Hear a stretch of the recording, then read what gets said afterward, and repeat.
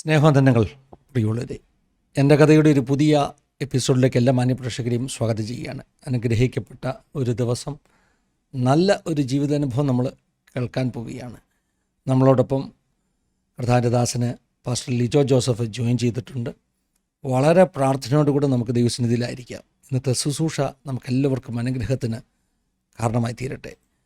ഈ ഒരു സെഷൻ്റെ അനുഗ്രഹത്തിന് വേണ്ടി നമുക്കൊന്നിച്ചൊന്ന് പ്രാർത്ഥിക്കാം. പരിശുദ്ധ പിതാവെ, അനുഗ്രഹീതമാകുന്ന ഈ നല്ല സമയത്തിനായി ഞങ്ങളങ്ങ് സ്തുതിക്കുന്നു. തിരുസന്നിധിയിലേക്ക് ഇങ്ങനെ കടന്നു വരുവാൻ അവിടുന്ന് ചെയ്ത കൃപയ്ക്കായി സ്തോത്രം. പ്രത്യേകമായി ലോകത്തിൻ്റെ വിവിധ ഭാഗത്തു നിന്ന് ഈ വീഡിയോ കാണുന്ന ഓരോ നിൻ്റെ മക്കളെ അവിടുന്ന് അനുഗ്രഹിക്കണം. കർത്താവെ, ഞങ്ങളായിരിക്കുന്ന ഇടങ്ങളിലൊക്കെ അവിടുത്തെ പരിശുദ്ധാത്മാവിൻ്റെ പ്രത്യേക സാന്നിധ്യം അനുഭവിപ്പാൻ സഹായിച്ചാട്ട്. പ്രത്യേകമായി ഞങ്ങളുടെ നടുവിലേക്ക് അവിടുന്ന് കൂട്ടിക്കൊണ്ടുവന്നിരിക്കുന്ന അവിടുത്തെ ശ്രേഷ്ഠദാസനായി ഞങ്ങളങ്ങ് സ്തുതിക്കുന്നു. തൻ്റെ ജീവിതാനുഭവങ്ങൾ ഞങ്ങൾക്ക് വലിയ വിശ്വാസവർദ്ധനവിന്, ആത്മീക ബലത്തിന് കാരണമായി തീരുവാൻ പോകുന്നത് കൊണ്ട് സ്തോത്രം. അപ്പോൾ ഞങ്ങളുടെ കുറവശങ്ങളെ ക്ഷമിച്ച് അവിടുത്തെ മഹത്വം ഞങ്ങളിലൂടെ വെളിപ്പെടുത്തണം. മുറ്റുമായി സമർപ്പിക്കുകയാണ്. വൻകാര്യങ്ങൾ ചെയ്യാൻ പോകുന്നത് കൊണ്ട് സ്തോത്രം. പ്രാർത്ഥിച്ച് ആരംഭിക്കുന്ന ഈ സമയം മുതൽ ഞങ്ങളുടെ ആശീർവാദ പ്രാർത്ഥന വരെ പ്രത്യേക അവിടുത്തെ സാന്നിധ്യമുണ്ടാകണം. അനുഗ്രഹിച്ചാട്ട് പ്രാർത്ഥന കെട്ടുപിടിച്ചിരിക്കൽ സ്തോത്രം. യേശു മൂലം താഴ്മയായി ചോദിക്കുന്നു, കേൾക്കുമാറാകണമേ. ആമേൻ. നല്ല ഈ സമയത്തിനായിട്ട് കർത്താവിനെ സ്തോത്രം ചെയ്യുകയാണ്.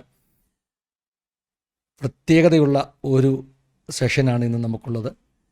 കഴിഞ്ഞ ദിവസം നമ്മുടെ ശ്രീകണ്ഠൻ നായർ ഷോയിൽ തമ്മിൽ നമ്മൾ കുറേ ദേവദാസന്മാരെ കണ്ടിരുന്നു. അന്ന് ആ ഷോയിൽ വന്ന കുറേ വീഡിയോ ക്ലിപ്പുകൾ ഇന്ന് വൈറലായിരിക്കുകയാണ്. നമ്മുടെ ആസാദി ചാനലിൽ നമ്മൾ 1-2 ക്ലിപ്പ് ഇട്ടിരുന്നു. 10,000-കണക്കിന് ആളുകളാണ് ആ വീഡിയോ ക്ലിപ്പുകൾ കണ്ടുകൊണ്ടിരിക്കുന്നത്. എനിക്ക് തോന്നുന്നു ഞാൻ ഒരു ചെറിയ ക്ലിപ്പ് കഴിഞ്ഞ ദിവസം ഇട്ടത് ഒറ്റ ദിവസം കൊണ്ട് ഏതാണ്ട് 75,000 ആളുകളിൽ കൂടുതൽ ആ ചെറിയ ക്ലിപ്പ് ആളുകൾ കണ്ടു. അങ്ങനെ കേരളക്കര മുഴുവൻ കണ്ട ആ ജീവിതാനുഭവങ്ങളിൽ, സാക്ഷ്യങ്ങളിൽ യേശുവിനെ പരസ്യമായി ഒരു സെക്കുലർ പബ്ലിക് ചാനലിലൂടെ സാക്ഷീകരിക്കാനുള്ള ഒരു ആർജവം കാട്ടിയ പ്രിയപ്പെട്ട പാസ്റ്റർ ലിജോ ജോസഫ് തടിയൂരാണ് നമ്മളോടൊപ്പം ഇന്നായിരിക്കുന്നത്. ഒത്തിരി സന്തോഷമുണ്ട്. പ്രിയ പാസ്റ്ററെ ആസാദിയുടെ പ്രേക്ഷകരുടെ മുൻപിൽ കൊണ്ടുവരുവാൻ കഴിഞ്ഞതിൽ വളരെ സ്നേഹത്തോടുകൂടെ, ആദരവോടുകൂടെ പ്രിയപ്പെട്ട ലിജോ പാസ്റ്ററെ നമ്മുടെ ഈ സെഷനിലേക്ക് വെൽക്കം ചെയ്യുകയാണ്. Welcome pastor. Praise the Lord. ഒത്തിരി സന്തോഷമുണ്ട് പാസ്റ്റർ ആസാദി ചാനലിൽ നമ്മളോടൊപ്പം ചേർന്നിരിക്കുന്നതിൽ. പ്രത്യേകിച്ചും അന്ന് ആ ഒരു ഷോയിൽ അല്ലേ പാസ്റ്റർ കിട്ടിയ സമയം കൊണ്ട് സാക്ഷ്യം പറഞ്ഞു, യേശുവിനെക്കുറിച്ച് പറഞ്ഞു. ഒരു നല്ല അനുഭവമായിരുന്നു അല്ലേ? തീർച്ചയായിട്ടും ഒരു നല്ല അനുഭവമായിരുന്നു. ഈ ആസാദി ചാനൽ ഇതുപോലെ ഇങ്ങനെ ഇന്ന് രാത്രിയിൽ ഒരുമിച്ചായിരിക്കാൻ ദൈവം ഒരു അവസരം തന്നു. ഞാൻ ആസാദി ചാനലിനെ പറ്റി നിരവധി കേട്ടിട്ടുണ്ട്, സാക്ഷ്യങ്ങൾ അതിനകത്തോട് വരുന്നത്. എന്നാൽ കഴിഞ്ഞ ദിവസം ആ ഒരു അനുഭവത്തിൽ കൂടെ ഇന്ന് രാത്രിയിൽ ഒരുമിച്ചായിരിക്കുന്ന ഒത്തിരി സന്തോഷമുണ്ട് ദൈവദാസനോട് ഒരുമിച്ച്. ദൈവത്തിന് സ്തോത്രം. ഞാൻ ശ്രദ്ധിച്ചൊരു കാര്യം പാസ്റ്ററെ, ഈ തമ്മിൽ പോലുള്ള പ്രോഗ്രാമിൽ ഒത്തിരി ആളുകളാണ് അവരുടെ അഭിപ്രായങ്ങൾ പറയുന്നത്. അപ്പം നമുക്ക് ഒരു വാക്ക് പറഞ്ഞ് മുഴുവിപ്പിക്കാൻ സമയം കിട്ടുന്നതിന് മുമ്പേ അടുത്ത ആൾക്ക് പോകുന്നു. അപ്പോൾ അതിനകത്തെ പ്രധാനപ്പെട്ട ഒരു കാര്യം, വിത്ത് പ്രിപ്പറേഷനോടുകൂടി നാം ചെന്നാൽ നമുക്ക് അങ്ങനെ പ്രസന്റേഷൻ അവിടെ ഇല്ല, പ്രസന്റ് ചെയ്യാൻ പറ്റത്തില്ല. നമുക്ക് അവിടെ ദൈവാത്മാവിന്റെ ഒരു നിയോഗത്തോടെ നമുക്ക് സംസാരിക്കാനേ പറ്റത്തുള്ളൂ. കാരണം അവിടെ ഒരു എന്റർടൈൻമെന്റ് ചാനൽ ആയതുകൊണ്ട് അവർക്ക് ഇതിനകത്ത് അതിന്റെ സത്യം അറിയണമെന്നൊന്നുമില്ല. അവർ ജമ്പ് ചെയ്ത് ആൾക്കാരെ സ്ക്രൂ ചെയ്ത് ഇങ്ങനെ ത്രില്ലടിപ്പിക്കുന്ന ഒരു പ്രോഗ്രാമാണ്. ആക്ച്വലി ഞാൻ പോണമെന്ന് ഒരിക്കലും ആഗ്രഹിച്ചതല്ല. പക്ഷെ ഒരു രാത്രി മുഴുവൻ പ്രാർത്ഥിച്ചപ്പോൾ ദൈവാത്മാവ് ഒരു നിയോഗം തന്നു പോകാൻ വേണ്ടി. പരിശുദ്ധാത്മാ ശക്തമായി സംസാരിച്ചു. അല്ലെ ഞാൻ ഒരിക്കലും പോകത്തില്ല. കാരണം ഞാൻ തീരുമാനിച്ചതാണ് ഞാൻ പോകത്തില്ലെന്ന്. അവിടുന്ന് പേഴ്സണലായി ഈ 24-ൽ നിന്ന് നമ്മുടെ ഒരു സുഹൃത്ത് വിളിച്ചു. അപ്പൊ രാത്രിയിൽ എന്നോട് ചോദിച്ചു, പാസ്റ്റർ ഇതുപോലെ യേശുക്രിസ്തുവിലൂടെ പാസ്റ്റർക്ക് എന്തെങ്കിലും എക്സ്പീരിയൻസ്, രോഗസൗഖ്യമുണ്ടോ? അത് മറ്റൊരു സുഹൃത്ത് വഴിയാണ് 24-ൽ നിന്ന് എന്നെ വിളിച്ചത്. അപ്പൊ ഞാൻ പറഞ്ഞു, എനിക്ക് അനുഭവമുണ്ട്, പാസ്റ്റർ ഒന്ന് വരാൻ പറ്റുമോ എന്ന് ചോദിച്ചു. ഞാൻ ചോദിച്ചു, ആരൊക്കെയാ ചർച്ചയിൽ പങ്കെടുക്കുന്നത് എന്ന് ചോദിച്ചപ്പോൾ അതിനെപ്പറ്റി ഒരു ഔട്ട് എനിക്ക് തന്നില്ല. അവിടെ ചെന്നപ്പോഴാണ് ഞാൻ അറിഞ്ഞത്, നമുക്കറിയാവുന്ന നമ്മുടെ സുഹൃത്തുക്കളൊക്കെയുള്ള ദൈവദാസന്മാരൊക്കെയാണ് അവിടെ വന്നിരിക്കുന്നത്. ഇങ്ങനെയുള്ള ഗുരുജി അദ്ദേഹം സൗഖ്യം, ഗുരുജിയുടെ എന്താ പറയുന്നത്, SMS കൂടെ മൂൺ അല്ലെങ്കിൽ സൺ മൂൺ സ്റ്റാർസ് അങ്ങനെയുള്ള ഇതിൽ കൂടെ അനേകർക്ക് രോഗസൗഖ്യം കിട്ടിയ ഒരു ട്രാവൽ നിറച്ച ആൾക്കാർ അവിടെ വന്നിട്ടുണ്ട്. അപ്പോഴാണ് നമ്മൾ ഈ വലിയ രോഗസൗഖ്യമായിട്ട് അങ്ങോട്ട് ചെല്ലുന്നത്. അപ്പൊ പറഞ്ഞതിന്റെ കാരണം ആ ഒരു എക്സ്പീരിയൻസ് എന്റെ കർത്താവായ യേശു ക്രിസ്തുവിനെ പറ്റി പറയാൻ ഒരവസരം ലഭിച്ചത് ഒത്തിരി സന്തോഷമുണ്ട്. ദൈവത്തിന് സ്തോത്രം. അതിൻ്റെ പ്രത്യേകത ഏതാ പാസ്റ്ററെ? കിട്ടിയ അവസരം കൊണ്ട് രക്ഷയെക്കുറിച്ച് പാസ്റ്ററും പറഞ്ഞു, പാസ്റ്ററുടെയൊപ്പം ഉണ്ടായിരുന്ന ദേവദാസന്മാരും അവരെല്ലാവരും കിട്ടിയ സമയം കൊണ്ട് അതാണ് ചെയ്തത്. ഒരു വാക്കെങ്കിലും രക്ഷയെക്കുറിച്ച് പറയുവാൻ, നിത്യതയെക്കുറിച്ച് പറയുവാനൊക്കെ ഉപയോഗിച്ചു. അതാണ് അതിൻ്റെ ഒരിക്കലും അത് നമ്മൾ അങ്ങനെ പ്രീ പ്ലാൻ ചെയ്ത് പോയതല്ല. അവിടെ വന്നവർക്കെല്ലാം ഈ രോഗസൗഖ്യം കിട്ടിയിട്ടുണ്ട്. അതിപ്പോ യേശുക്രിസ്തു ഇല്ലാത്തവർക്കും രോഗസൗഖ്യം കിട്ടിയിട്ടുണ്ട്. എന്നാൽ എന്നെ സംബന്ധിച്ചിടത്തോളം രോഗസൗഖ്യത്തെക്കാൾ വലിയൊരു ആന്തരിക സൗഖ്യം, ക്രിസ്തുവിലുള്ള രക്ഷ, അതാണ്. അവിടെ ഞാൻ പറയുന്ന ചില കാര്യങ്ങൾ അവരും എഡിറ്റ് ചെയ്തായിട്ട് 24. അത് മാത്രമല്ല മറ്റുള്ളവരും അത് കട്ട് ചെയ്തായിട്ടത്. അതിനകത്ത് പറയുന്ന ചില കാര്യങ്ങളുണ്ട്. ഒരു കപ്പൽ തകരാൻ തുടങ്ങുമ്പോൾ അതിനകത്തിരിക്കുന്ന ഒരു സഹോദരനോ ഒരു സഹോദരിയോ ദാഹിക്കുന്ന വെള്ളം ചോദിച്ചാൽ ആ വെള്ളം കുടിച്ചത് കൊണ്ട് രക്ഷ പ്രാപിക്കത്തില്ല. പക്ഷെങ്കിൽ ലൈഫ് ബോട്ടോ അല്ലെ ലൈഫ് ജാക്കറ്റോ വേണം. അപ്പൊ ആ വെള്ളം എന്ന് പറയുന്ന ഈ ലോകത്തിൻ്റെതായ ഒരു കൺസെപ്റ്റ് ആണ് ഞാൻ പറയുന്നത്. അതൊരു കൺസെപ്റ്റ് ആയിട്ടാണ് ഞാൻ പറഞ്ഞത്. അപ്പം അതിനപ്പുറമായി ഒരു ലൈഫ് ബോട്ട് അല്ലെങ്കിൽ ലൈഫ് ജാക്കറ്റ്, അതാണ്. ഇപ്പൊ വെള്ളം കുടിച്ചത് കൊണ്ട് ഒരു ബോട്ട് തകരുമ്പോൾ ദാഹം മാറാൻ വേണ്ടി വെള്ളം കുടിച്ചത് കൊണ്ട് ബോട്ടിൽ നിന്ന് രക്ഷപ്പെടണമെന്നില്ല, ഒരിക്കലും രക്ഷപ്പെടത്തില്ല. പക്ഷെ അതിനപ്പുറത്തൊരു ലൈഫ് ജാക്കറ്റ്, അതാണ് ഞാൻ ഉദ്ദേശിച്ചത്. അതെ. അപ്പം നമുക്ക് നമ്മുടെ ചാനലിന് അങ്ങനെ ഒരു പ്രശ്നമില്ല. അൺകട്ട്, അൺഎഡിറ്റഡ്, പാസ്റ്റർ പറയുന്ന എല്ലാ കാര്യങ്ങളും പ്രേക്ഷകരിലേക്ക് എത്താൻ പറ്റും. അതുകൊണ്ട് ഇന്ന് നമ്മൾ കേൾക്കാൻ പോകുന്നത് അന്ന് പറയാൻ പറ്റാത്ത കാര്യങ്ങളും അന്ന് 2 സെൻറ്റൻസിൽ പറഞ്ഞ അനുഭവ സാക്ഷ്യം അല്ലെങ്കിൽ ആ കർത്താവിൻ്റെ വിടുതലിൻ്റെ സാക്ഷ്യം മുഴുവൻ ഇന്ന് ആസാദിയുടെ പ്രേക്ഷകർക്ക് വേണ്ടി കേൾക്കാൻ നമുക്ക് സമയമുണ്ട്. അതുകൊണ്ട് പാസ്റ്റർക്ക് അടുത്ത കുറേ സമയങ്ങൾ അങ്ങ് തരികയാണ്. ആദ്യമായിട്ടൊന്ന് നമ്മൾ ഇങ്ങനെ സംസാരിച്ച് പോയെങ്കിലും പരിചയപ്പെടാൻ വേണ്ടിയല്ലേ, തടിയൂരാണോ ജനിച്ചു വളർന്നതൊക്കെ? അതെ, തടിയൂർ എന്ന ഗ്രാമത്തിൽ, അല്പം കൂടെ പറയാൻ, തടിയൂരിനും തീയാടിക്കൽക്കും ഇടയിൽ റാന്നി തിരുവല്ല റൂട്ടിലാണ്. അത് കടയാറെന്ന ഒരു കൊച്ചു ഗ്രാമത്തിലാണ് ഞാൻ ബോൺ ആൻഡ് ബോട്ടപ്പ്. അവിടെയാണ് ജനിച്ചു വളർന്നത്. ഞങ്ങളുടെ ദേശവുമായിട്ട് വലിയ ദൂരമില്ല. ഇല്ല, നെല്ലിക്കമണ്ണ്, കരിയമ്പിളാവ്, റാന്നിയൊക്കെ നമ്മുടെ വേണ്ടപ്പെട്ടവരും ഈ നെല്ലിക്കമണ്ണിലുള്ളവർക്കൊക്കെ അറിയാം, എന്റെ അനുഭവങ്ങൾ അറിയാം രോഗസൗഖ്യത്തെ പറ്റിയുള്ള. ദൈവത്തിന് സ്തോത്രം. പ്രിയപ്പെട്ട ബ്ലസൻ ജോൺ മലയിലാണ് എനിക്ക് പാസ്റ്ററുടെ നമ്പർ തന്നത്. ഞങ്ങൾ സ്നേഹിതരാണ്, ഉള്ളവരല്ലേ? അതെ, ഞങ്ങൾ ഒരുമിച്ച് പ്രവർത്തിക്കുക, വർഷങ്ങളായിട്ട് അറിയാവുന്ന ആൾക്കാരുമാണ്. ദൈവത്തിന് സ്തോത്രം. ഒത്തിരി സന്തോഷമുണ്ട് പാസ്റ്ററെ. ഒരു പെന്റിക്കോസ്റ്റൽ പശ്ചാത്തലത്തിലാണോ ജനിച്ചു വളർന്നതൊക്കെ? പെന്തക്കോസ് പശ്ചാത്തലത്തിൽ എന്ന് പറഞ്ഞു കഴിഞ്ഞാല് പെന്തക്കോസ്റ്റിന്റെ അനുഭവത്തിൽ ഞങ്ങള് ഈ അയിരൂര് എന്ന് പറയുന്ന ഇവാഞ്ചലിക്കൽ പള്ളിയുമായൊക്കെ ബന്ധപ്പെട്ട് അയിരൂർ ഒരു ഉണർവ് മർത്തോമ സമുദായത്തിൽ നടന്നപ്പോൾ അതുമായി ബന്ധപ്പെട്ട് വന്ന ഒരു ഇവാഞ്ചലിക്കൽ ഗ്രൂപ്പ് ഉണ്ടായിരുന്നു ഈ അയിരൂർ ഗ്രാമത്തില്.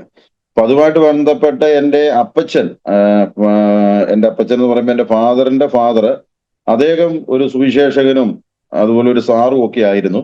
അദ്ദേഹത്തിന്റെ മകനാണ് എൻ്റെ പിതാവ്.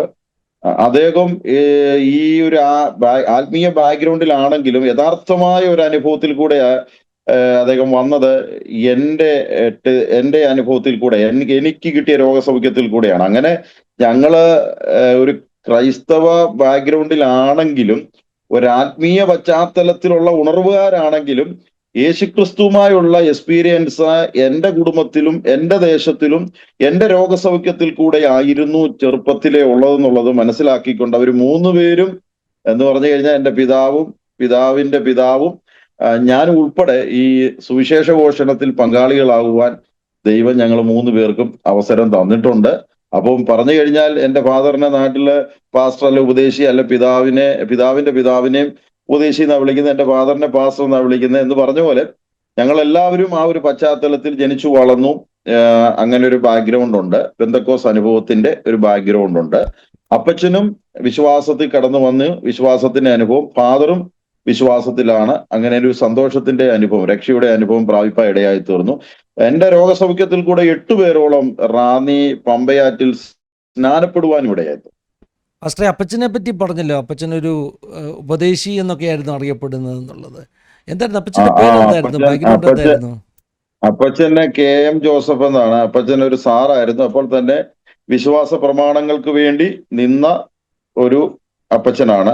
അപ്പച്ചന്റെ മോനാണ് ജോസഫ് കെ ജോസഫിന്റെ മോനാണ് ലിജോ ജോസഫ്. ലിജോ ഞങ്ങള് ജോസഫ്. താമസിക്കുന്നത് കടയാറ്റാണ്. തിയാടിക്കൽ നിന്ന് വരുമ്പോൾ തടിയൂരോട്ട് വരുമ്പോൾ തടിയൂര. സ്തോത്രം. അപ്പം ചെറിയ പ്രായം മുതലുള്ള അനുഭവങ്ങൾ കേൾക്കണം. ആ ഒരു ഉണർവിൻ്റെ പശ്ചാത്തലത്തിലൊക്കെയാണ് ജനിച്ചു വളർന്നത്. എന്നാൽ രോഗം കുറച്ചുകൂടെ മുന്നോട്ട് കൊണ്ടുപോയി അല്ലേ? അതെ അതെ അതെ ന്യൂ ഇന്ത്യ ചർച്ച് ഓഫ് ഗോഡിൽ ശുശ്രൂഷിക്കുന്നു. അതെ, ന്യൂ ഇന്ത്യ ചർച്ച് ഓഫ് ഗോഡിന്റെ കൊല്ലം ടൗൺ ചർച്ചിന്റെ പാസ്റ്ററാണ്. അപ്പോൾ തന്നെ തീരദേശ മേഖലയുടെ ചുമതല സെൻട്രലിന്റെ ചാർജ് ഉണ്ട്. Thampiyappachan New India Church of ഗോഡിന്റെ ജനറൽ പ്രസിഡന്റ് മരിക്കുന്നതിന്റെ 4 മാസം മുമ്പ് എന്നെ അദ്ദേഹം അപ്പോയിന്റ്മെന്റ് ചെയ്ത് തലേ കൈവച്ച് പ്രാർത്ഥിച്ച് ഇങ്ങോട്ട് അയച്ചതാണ്. അദ്ദേഹത്തിന്റെ ഒരു അധികാരത്തിൽ ആ ശുശ്രൂഷയിൽ എന്നെ പ്രാർത്ഥിച്ച് നിയോഗം പോലെ ഇങ്ങോട്ട് വിട്ടു. എന്റെ ലോക്കൽ സഭ Kadayar New India Church of God ആണ്. അവിടെയാണല്ലോ ഞാൻ ജനിച്ചു വളർന്നത് പറഞ്ഞത്. അവിടെയാണ് ഞാൻ ജനിച്ചു വളർന്നത്. ഈ എന്റെ അനുഭവ സാക്ഷ്യത്തോടുള്ള ബന്ധത്തിൽ, അല്ലെങ്കിൽ എന്റെ രോഗസൗഖ്യത്തോടുള്ള ബന്ധത്തിൽ എന്റെ നാട്ടില് എല്ലാവർക്കും അറിയാവുന്ന ഒരു കാര്യമാണ്. ഇപ്പൊ ഈ 24 വന്നപ്പോഴാ പലരും ഈ അനുഭവ സാക്ഷ്യത്തെ പറ്റി പലരും എന്ത് ചെയ്ത് അറിയാനിടയായി തീർന്നു. കൂടുതലായിട്ട് നിയോഗമുണ്ടെങ്കിൽ ചെറിയ പ്രാർത്ഥനകളിലോ അല്ലെ മുറ്റത്ത് കൺവെൻഷനോ പരസ്യങ്ങളിലോ ഒക്കെ ഈ ടെസ്റ്റ് മണി ഷെയർ ചെയ്യുമ്പോഴൊക്കെ ഞാൻ പറയാറുണ്ടെങ്കിലും ഇത്ര ഒരു റീച്ച് ഒരു ഗോസ്പൽ ചാനലിൽ കൂടെ പറഞ്ഞാൽ, അല്ലെങ്കിൽ എന്താ പറയുക, നമ്മുടെ ഒരു പരസ്യയോഗത്തിൽ പറയുന്ന ഞാനൊരു 100 വർഷം ജീവിച്ചിരുന്നാൽ എൻ്റെ ടെസ്റ്റ് മണി അറിയിക്കാൻ പറ്റാത്ത ഒരനുഭവത്തിൽ ഇത്രയും പ്രതീക്ഷിച്ചില്ല ഒരു 2 മിനിറ്റ് കൊണ്ട് ലോകം മുഴുവൻ അറിഞ്ഞത്. അതിനകത്ത് ഒരു പ്രധാനപ്പെട്ട കാര്യം, എൻ്റെ ചെറുപ്രായത്തിൽ തന്നെ ദൈവാത്മാവിൽ ഒരു പ്രവചന ശബ്ദം ഉണ്ടായിരുന്നു. നിന്റെ രോഗസൗഖ്യം ഞാൻ ലോകരാജ്യങ്ങളിൽ അറിയിക്കും. നിന്നിൽ കൂടെ 8 പേരോളം അന്ന് എൻ്റെ ആ രോഗസൗഖ്യം കണ്ട് ഞങ്ങളുടെ ഭവനത്തിലും അറിയാവുന്നവരൊക്കെ സ്നാനപ്പെട്ടായിരുന്നു റാന്നി പമ്പയാറ്റില്. കുടുംബത്തെക്കുറിച്ച്, വൈഫ്, കുഞ്ഞുങ്ങൾ, അവരെ കുറിച്ചുകൂടെ ഒക്കെ ഒന്ന് പറഞ്ഞ് പരിചയപ്പെടുത്തിയ ശേഷം വൈഫ് ഫേബയാണ്. വൈഫിന്റെ പേര് ഫേബ ജേക്കബ്. കല്ലിശ്ശേരി പ്രാവൻകൂട് അടുത്ത് പ്രാവൻകൂടില് പിന്നെ തിരുവമ്പണ്ടൂർ എന്ന് പറയുന്ന സ്ഥലത്താണ്. വൈഫ് ജനിച്ചതും വളർന്നതും എല്ലാം പാഴ്സനേജിലാണ്. ചർച്ചക്കോടിലെ ഒരു സീനിയർ പാസ്റ്റർ മോളാണ്. എനിക്ക് അനുഗ്രഹിക്കപ്പെട്ട ഒരു വൈഫിനെയാണ് കർത്താവ് വന്നിരിക്കുന്നത്. നിങ്ങളൊക്കെ അറിയാമായിരിക്കാം, നിങ്ങൾക്കൊക്കെ കൂടുതലും വർഷിപ്പൊക്കെ ലീഡ് ചെയ്യുകയും പാട്ടൊക്കെ പാടുകയും ചെയ്യുന്ന ഫേബ എന്ന് പറയുന്ന സഹോദരിയാണ്. 3 മക്കളാണ്. 3 മക്കളിൽ മൂത്ത മോടെ പേര് ആൻ ഒലിവിയ, ഞങ്ങൾ വീട്ടിൽ അയിലെന്ന് വിളിക്കും. രണ്ടാമത്തെ പേര് നെഹമ്യ, മൂന്നാമത്തെ മോള് ഡോർക്കസ്. അങ്ങനെ ഞങ്ങൾ കുടുംബമായി, വൈഫ് ഫാദറിന്റെ കാലത്തും പാഴ്സനേജിൽ, എന്റെ കാലത്തും പാഴ്സനേജിൽ. അതുകൊണ്ട് എനിക്ക് വളരെ, എന്റെ പിതാവും പാസ്റ്റർ ആയിരുന്നു. അപ്പോൾ എന്റെ വൈഫ് അനുഭവിച്ച ഈ പാഴ്സനേജ് ജീവിതം അത് വളരെ അനുഭവമായിരുന്നു എന്റെ ജീവിതത്തില് മിനിസ്ട്രിക്ക്. എന്റെ കാലഘട്ടങ്ങളാണ് ഞാൻ പാഴ്സനേജിൽ താമസിച്ച് ശുശ്രൂഷ ചെയ്യുന്നത്. എന്റെ പിതാവിന്റെ സമയത്ത് പാഴ്സനേജ് അല്ലായിരുന്നു, പോയി വന്നൊക്കെയാണ് സഭാ ശുശ്രൂഷ അദ്ദേഹം ചെയ്തത്. വൈഫിന്റെ ഫാദർ ഇപ്പൊ കുമ്മനാട്ടാണ് അവർ സെറ്റിൽ ആയിരിക്കുന്നത്. അദ്ദേഹത്തിന്റെ പേര് ജേക്കബ് കുര്യാക്കോസ് എന്നാണ്. അദ്ദേഹത്തിന്റെ ഭാര്യയുടെ സാറാമ്മ എന്നാണ്. ഇപ്പോഴും പിന്നെ ചർച്ചക്കോടിലെ ഒരു ശുശ്രൂഷകനായിട്ട് കുമ്മനാട്ടായിരിക്കും. ദൈവത്തിന് സ്തോത്രം. ഒത്തിരി അനുഗ്രഹിക്കപ്പെട്ട ഒരു കുടുംബം. അപ്പോൾ ചെറിയ പ്രായം മുതലുള്ള ഒത്തിരി അനുഭവങ്ങളുണ്ടെന്ന് അറിയാം. ഇതെല്ലാം നമുക്ക് കേൾക്കണം. പാസ്റ്റർക്ക് കണ്ടിന്യൂ ചെയ്യാം കേട്ടോ. ചെറിയ പ്രായം മുതലുള്ള അനുഭവങ്ങൾ പറയാം. അത്യാവശ്യമുണ്ട് ഇടയ്ക്ക് ഞാൻ ചോദ്യങ്ങൾ ചോദിക്കാം. എല്ലാവർക്കും ക്രിസ്തുയേശുവിൽ വന്ദനം. ധന്യനും വന്ദനും ആരാധ്യനും വേഗം പുനരാഗമിക്കുവാൻ പോകുന്ന ലോകേക രക്ഷിതാവും മാനവോദ്ധാരകനും പാപവിമോചകനുമായിരിക്കുന്ന യേശു ക്രിസ്തുവിന്റെ ആ പാവന പുണ്യ പവിത്ര വന്യതിരുപാദാംബുജ ഞാൻ അർപ്പണം ചെയ്യുകയാണ്. നമ്മുടെ കർത്താവ് സ്വർഗീയ അനുഗ്രഹങ്ങളാൽ നമ്മളെ ക്രിസ്തുയേശുവിൽ കൂടെ നമ്മളെ അനുഗ്രഹിച്ച് ഇരുത്തി പിതാവായ ദൈവത്തിൽ നിന്നും കർത്താവായ യേശു ക്രിസ്തുവിൽ നിന്നും നമുക്ക് കൃപയും സമാധാനവും തന്ന് ഇരിക്കുന്നവനും ഇരുന്നവനും വരുന്നവനുമായ സർവശക്തിയുള്ള മഹാദൈവത്തിന്റെ മുന്നിൽ എല്ലാ മാനവും മഹത്വവും ഞാൻ കരയേറ്റുമ്പോൾ എനിക്ക് ഒത്തിരി സന്തോഷമുണ്ട്. ഞാൻ പറയുന്ന എൻ്റെ അനുഭവ സാക്ഷ്യം എന്ന് പറയുന്നത്, ഞാൻ ജനിച്ച് ഈ ലോകത്തിൽ പിറന്നു വീണ് 2 മാസം പ്രായമുള്ളപ്പോൾ പെട്ടെന്ന് അടുത്തുള്ള ക്ലിനിക്കിലേക്ക് എന്നെ കൊണ്ടുപോയത് ഒരു പനി വന്നതുകൊണ്ടാണ്. ആ പനിയിൽ എനിക്ക് കൂടുതലായി ടെമ്പറേച്ചർ വരികയും ആ സമയത്ത് ഹോമിയോ ട്രീറ്റ്മെന്റ് അന്ന് ചെയ്ത സമയത്ത് എന്തോ സംതിങ് എനിക്ക് പറ്റി. അവിടെ വെച്ച് എന്റെ കിഡ്നിക്ക് എന്തോ ഓവർഡോസ് ആകുമോ എന്തോ വിഷയം. അത് ഹോമിയോ ചെയ്തത് കൊണ്ടല്ല, എന്തോ അവിടെ വെച്ച് ചെയ്ത മെഡിസിൻ, ഇംഗ്ലീഷ് മെഡിസിൻ എന്തോ എഫക്റ്റ് ആയി. അങ്ങനെ എന്താന്ന് അതിനെപ്പറ്റി ഇപ്പോഴും അറിയാൻ പറ്റത്തില്ല. അടുത്തത് മുത്തൂറ്റ് രാജൻ ഡോക്ടറെ അടുത്തോട്ടാണ് അവിടെ കൊണ്ടുപോയത്. മുത്തൂറ്റ് ചിൽഡ്രൻസ് ഹോസ്പിറ്റലുണ്ട്. അവിടെ നീണ്ട വർഷക്കാലം ഞാൻ അവിടുത്തെ ട്രീറ്റ്മെന്റിലായിരുന്നു. എന്റെ കാലും കൈയും എല്ലാം നീര് വെച്ച്, മുഖമെല്ലാം നീര് വെച്ച്, വയറെല്ലാം നീര് വെച്ച്, അങ്ങനെ ട്രീറ്റ്മെന്റ് എന്ന് പറയുന്നത് കഴിഞ്ഞാൽ ഞാൻ കിടക്കാത്ത ഹോസ്പിറ്റലില്ല. ഞാൻ കിടക്കാത്ത ഹോസ്പിറ്റലില് ചുരുക്കമാണ്. നമ്മുടെ പുഷ്പേരി ഹോസ്പിറ്റല്, അതുപോലെ സായിപ്പിന്റെ ആശുപത്രി, Kozhikode medical college, doctor Thomas Mathew, അദ്ദേഹമാണ് ഏറ്റവും വൃക്കസംബന്ധമായ വിദഗ്ധൻ. അദ്ദേഹമൊക്കെ പ്രായമായി കാണും. അന്ന് ഈ ഡയാലിസ് സംവിധാനം ഒന്നും ഇല്ലായിരിക്കാം ആ കാലഘട്ടങ്ങളില്. അപ്പോൾ 81 മുതൽ ഏകദേശം ഒരു 92 വരെ അത് ട്രീറ്റ്മെന്റിലൂടെ ഞാൻ കടന്നുപോയി. അങ്ങനെ മൂക്കിലും അതുപോലെ തന്നെ വായിലും അതുപോലെ തന്നെ യൂറിൻ എടുക്കാനും പസ് എടുക്കാനും ഒക്കെ ട്യൂബ് ഘടിപ്പിച്ച് വിവിധ ഹോസ്പിറ്റലുകൾ ഇങ്ങനെ മരണത്തോട് മല്ലടിച്ച് പോകുന്ന അനുഭവങ്ങൾ ഞാൻ ഓർക്കുന്നുണ്ട്. അവസാനം മരണത്തിന് ഏൽപ്പിച്ചു കൊടുക്കുകയാണ് എന്നുള്ള ഈ അനുഭവത്തിൽ വീട്ടിൽ ആൾക്കാർ വന്ന് സമയാരഥത്തിൽ ഒക്കെ പാട്ടൊക്കെ പാടുന്നത് ഞാൻ ഇന്ന് ഓർക്കുന്നുണ്ട്. എന്റെ ഫാദർ വാവിട്ട് കരയുന്നതൊക്കെ ഞാൻ ഓർക്കുന്നുണ്ട്, ജനലിന്റെ കമ്പിയെ പിടിച്ചിങ്ങനെ. അങ്ങനെ ഒരുപാട് അനുഭവം. പ്രാർത്ഥിച്ചു കൊല്ലുക എന്ന് പറഞ്ഞ് ഞങ്ങളുടെ ചുറ്റുപാടുള്ള ഒരു പ്രശ്നം ഉണ്ടാക്കി ഞങ്ങളുടെ ബന്ധുക്കളെയും നാട്ടുകാരെയും എല്ലാം കൂടെ ഇളക്കി. ഇപ്പോഴും ഞങ്ങളുടെ നാട്ടിൽ ഞാനൊരു സാക്ഷ്യമാണ്. എന്നെ അറിയുന്ന ഞങ്ങളുടെ നാട്ടിലെ സുധച്ചേച്ചി ആണെങ്കിലും രമച്ചേച്ചി ആണെങ്കിലും അതുപോലെ തന്നെ മണിച്ചേച്ചി ആണെങ്കിലും ഒരുപാട് ഞങ്ങളുടെ നാട്ടിൽ ചേച്ചി എന്ന് പറയുന്നതിനേക്കാൾ ഇച്ചയിമാരെന്ന് പറയും, അല്ലെ പിള്ളച്ചന്മാരെ, അല്ലെ കോച്ചാട്ടന്മാരെ, അല്ലെങ്കിൽ എന്താ അങ്ങനെയുള്ള ഒത്തിരി ആൾക്കാരുടെ വായിൽ നിന്ന് കേൾക്കാൻ പറ്റും എന്റെ രോഗസംബന്ധമായ വിവരങ്ങൾ. ഇവര് പ്രാർത്ഥനയിൽ കൂടെ അന്നൊക്കെ പറയുമായിരുന്നു, പ്രാർത്ഥിച്ച കുഞ്ഞിനെ കൊല്ലുക എന്ന് പറയുമായിരുന്നു. പക്ഷെ പിന്നീട് അവർക്ക് മനസ്സിലായി പ്രാർത്ഥനയിൽ കൂടെ എനിക്ക് സൗഖ്യം കിട്ടി. ഒരു തലമുടി കുഞ്ഞുഞ്ഞെന്ന് പറയുന്ന ഒരു ദൈവദാസനൊക്കെ ഞാൻ എൻ്റെ ആരോഗ്യം വളരെ ക്ഷീണിച്ചു കിടക്കുമ്പോൾ അദ്ദേഹം വന്ന് പ്രവചനാത്മാവി ദൂതൊക്കെ പറയുന്നത് ഞാൻ ഇന്നും ഓർക്കുന്നുണ്ട്. ഈ കുഞ്ഞ് മരിക്കത്തില്ല, അല്ലെ പിന്നീട് കുഞ്ഞെന്നുള്ളത് ചെറുപ്പത്തിലെ തുടങ്ങിയാണല്ലോ ഈ അസുഖം. 10 വർഷം ട്രീറ്റ്മെന്റ് ചെയ്യാന്ന് പറഞ്ഞു കഴിഞ്ഞാൽ ജീവിതത്തിന്റെ മുഴുവൻ സമ്പാദ്യങ്ങൾ. എന്റെ പിതാവ് ഞാൻ ജനിക്കുന്നതിന് മുമ്പേ ഗൾഫിലായിരുന്നു. ആ ഗൾഫിൽ ഉണ്ടാക്കിയ മുഴുവൻ സമ്പാദ്യവും എന്റെ അസുഖത്തിനു വേണ്ടി ചെലവാക്കി. ഞാൻ ഇന്നും ഓർക്കുന്നുണ്ട് ഞാൻ കഴിക്കുന്ന ഗുളിക. അപ്പം ശ്രീകണ്ഠ സാർ എന്നോട് ചോദിക്കുന്നുണ്ട് തെളിവുണ്ടോ, അല്ലെങ്കിൽ അടുത്തിരിക്കുന്ന യുക്തിവാദി ചോദിക്കുന്നുണ്ട് തെളിവുണ്ടോ. അപ്പൊ ഞാൻ എന്റെ കൈ കാണിക്കുന്നുണ്ട്. ഈ കയ്യിൽ അതിന്റെ ആ സൈൻ ഇപ്പോഴും ഞാൻ ഈ കഴിഞ്ഞ ദിവസം എന്റെ കുഞ്ഞുങ്ങളെ കാണിച്ചു. കുഞ്ഞ് ഇത് കണ്ടോ, ഈ സൈൻ ആക്ച്വലി പിന്നെ മരുന്നും അങ്ങനെയുള്ള കാര്യങ്ങളിൽ എന്റെ ശരീരത്ത് ഒരുപാട് കയറ്റിയിട്ടുണ്ട്.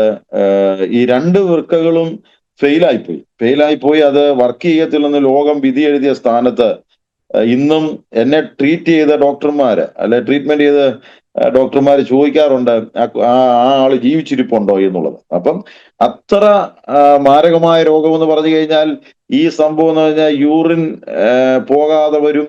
അത് മാത്രമല്ല ശരീരം മുഴുവൻ നീര് വരും, കാല് മുഴുവൻ നീര്, കൈ മുഴുവൻ നീര്. എന്നാൽ കർത്താവിനെ തൊട്ട് ഒരു പൂർണ്ണ സൗഖ്യം കിട്ടി. എന്റെ ജീവിതത്തിൽ പരിശുദ്ധാത്മാവിന്റെ ഒരു വലിയ ശക്തി ആവരിച്ചു. എന്നെ എപ്പോഴും എന്റെ മാതാപിതാക്കൾ എന്നെ ഹോസ്പിറ്റലിൽ കൊണ്ടുപോകാനേ സമയമുള്ളൂ. ഈ കുഞ്ഞ് അല്ലെങ്കിൽ ഈ യവന ഇപ്പൊ എന്താ പറയുന്നത് ബാല്യത്തില്, അല്ലെങ്കിൽ എന്റെ ശൈശവം, ബാല്യം, കൗമാരത്തിന്റെ ഒരു പകുതി ഭാഗം വന്നപ്പോൾ ഒരു 13 വയസ്സ് വരെ എനിക്ക് എക്സാം എഴുതാൻ പറ്റാത്ത അനുഭവങ്ങൾ ഉണ്ടായി. സ്പോർട്സിൽ അങ്ങനെയുള്ള കാര്യങ്ങൾക്കൊന്നും പോകാൻ പറ്റാത്ത അവസ്ഥയുണ്ടായി. അങ്ങനെ ഒരു അത്ഭുത രോഗസൗഖ്യം. ഞാൻ ചോദിച്ചോട്ടെ, 3 ട്യൂബും ശരീരത്ത് ഘടിപ്പിച്ചിരുന്ന ഒരു വ്യക്തിയാണ് ഇന്ന് ആരോഗ്യത്തോടെ നിൽക്കുന്നത്. അതെന്റെ അനുഭവമാണ്. അതുകൊണ്ടാണ് ഞാൻ ശ്രീകണ്ഠ സാറിനോട് പറയുന്നത് എന്റെ അനുഭവത്തെ ഖണ്ഡിക്കുവാൻ പറ്റത്തില്ല. എനിക്ക് അന്ന് ഈ തലമുടി കുഞ്ഞുഞ്ഞെ പോലുള്ള അഭിഷക്തന്മാരായ ദൈവദാസന്മാർ വന്ന് ദൂത് പറയുമ്പോഴൊക്കെ ഞാൻ ജീവിച്ചിരിക്കുമോ എന്നുള്ളത് നാട്ടുകാർക്കും വീട്ടുകാർക്കും സ്വന്തക്കാർക്കും ഒക്കെ സംശയമുള്ള ഒരു സമയമാണ്. അപ്പോൾ അവിടെ വെച്ച് ദൈവം ചെയ്ത ഏറ്റവും വലിയൊരു അത്ഭുതം എന്ന് പറഞ്ഞാൽ ആ ആ സാക്ഷ്യം അല്ലെ ആ പ്രവചനം അത് ഞാൻ 9 വയസ്സ് പ്രായമുള്ളപ്പോ ന്യൂ ഇന്ത്യ ചർച്ച് ഓഫ് ഗോഡിന്റെ ചിങ്ങവനത്തുള്ള ഓഡിറ്റോറിയത്തിന്റെ ഉദ്ഘാടനത്തിന് ഞാൻ എന്നെ കൊണ്ട് കയറ്റി നിർത്തി സാക്ഷിയൊക്കെ പറയിപ്പിച്ചു. ഏകദേശം 9 വയസ്സുള്ളപ്പോഴാണ് പാസ്റ്റർ ഈ ഒരു അനുഭവത്തിലൂടെ പോയത്. ഈ കണ്ടിന്യൂ പോവുകയല്ലയോ ഈ പിന്നെ 2 മാസം പ്രായമുള്ളപ്പം തന്നെ ഞാൻ പറഞ്ഞില്ലയോ ഈ 81 തൊട്ട് ഈ 92 വരെയൊക്കെ ഈ രോഗവുമായിട്ട് ബന്ധപ്പെട്ട് ഇങ്ങനെ ഹോസ്പിറ്റലും ട്രീറ്റ്മെന്റുമായിട്ടൊക്കെ നടക്കുക. അപ്പം ഇതിന്റെ ഇടയിൽ പിന്നെ ഈ 9 വയസ്സുള്ള സമയത്ത് പിന്നെ എനിക്ക് ആ രോഗസൗഖ്യം കിട്ടിയെങ്കിലും അതിന്റെ സാക്ഷ്യങ്ങളൊക്കെ പറയുകയാണ്. ഞാൻ ഇന്ന് ഓർക്കുന്നുണ്ട് ന്യൂ ഇന്ത്യ ചർച്ച് ഓഫ് ഗോഡിന്റെ ഓഡിറ്റോറിയത്തിന്റെ ഉദ്ഘാടനം. പിന്നെ 95-ന് ശേഷമാണ് ഈ യുവ സന്ദേശത്തിലൊക്കെ വന്നത്. ഈ ഞാൻ പറയുന്നത് 81 മുതൽ 90 വരെയുള്ള സമയങ്ങളാണ് എൻ്റെ അനുഭവങ്ങളും എൻ്റെ ക്രിട്ടിക്കലായ വിഷയങ്ങളും ഒക്കെ കടന്നു പോകുന്ന ആ ഒരു കാലഘട്ടത്തിലാണ്. അപ്പൊ എനിക്ക് വ്യക്തിപരമായി കിട്ടിയ അനുഭവം ഞാൻ എൻ്റെ ശുശ്രൂഷയിലും എനിക്ക് കിട്ടുന്ന മീറ്റിങ്ങുകളിലും ഒക്കെ ഞാൻ പറയാറുണ്ട്. അതിനെ കൂടുതലായിട്ട് ഞാൻ എന്ത് ചെയ്യത്തില്ല, കൂടുതലായിട്ടല്ല. സൗഖ്യം കിട്ടി, കർത്താവിലൂടെ ഒരു വിടുതൽ കിട്ടിയത്. ഇപ്പൊ ഒരു മുറ്റത്ത് കൺവെൻഷന് പലയിടത്തും പ്രസംഗിച്ചു, അല്ലെങ്കിൽ എവിടെങ്കിലും ഉപവാസ പ്രാർത്ഥന ഫാസ്റ്റിംഗ് പ്രയറില് അങ്ങനെ ക്ഷണിക്കപ്പെടുന്നിടത്തൊക്കെ പൊതു ശുശ്രൂഷയിലൊക്കെ പോകുമ്പോൾ ഞാൻ പറയാറുണ്ട്. പക്ഷെങ്കില് ഈ ഒരു എനിക്ക് ദൈവാത്മാവ് എന്റെ ഹൃദയത്തിൽ തന്ന ഒരു കാര്യം, മോനെ, ഒറ്റ രാത്രി കൊണ്ട് നീ 100 വർഷം പറഞ്ഞാലും അത് എത്തപ്പെടാത്ത നിലകളിൽ ഒരു ഗോസ്പൽ ചാനലിലല്ല 24. അപ്പോഴാണ് ഞാൻ ചിന്തിക്കുന്നത്, അയ്യോ ഞാൻ പറഞ്ഞതാണല്ലോ, ഈ ദൂതിന്റെ ഒരു നിറവേറലായിരുന്നല്ലോ എന്ന് ഞാൻ ഓർത്തത്. ഒരുപാട് ലക്ഷക്കണക്കിന് ആൾക്കാർ കണ്ടു, 100 കണക്കിന് ആൾക്കാർ പ്രാർത്ഥിക്കാൻ വിളിച്ചു, 100 കണക്കിന് ആൾക്കാർ അതിന്റെ റെസ്പോൺസ് പിന്നെ പറയാൻ വിളിച്ചു.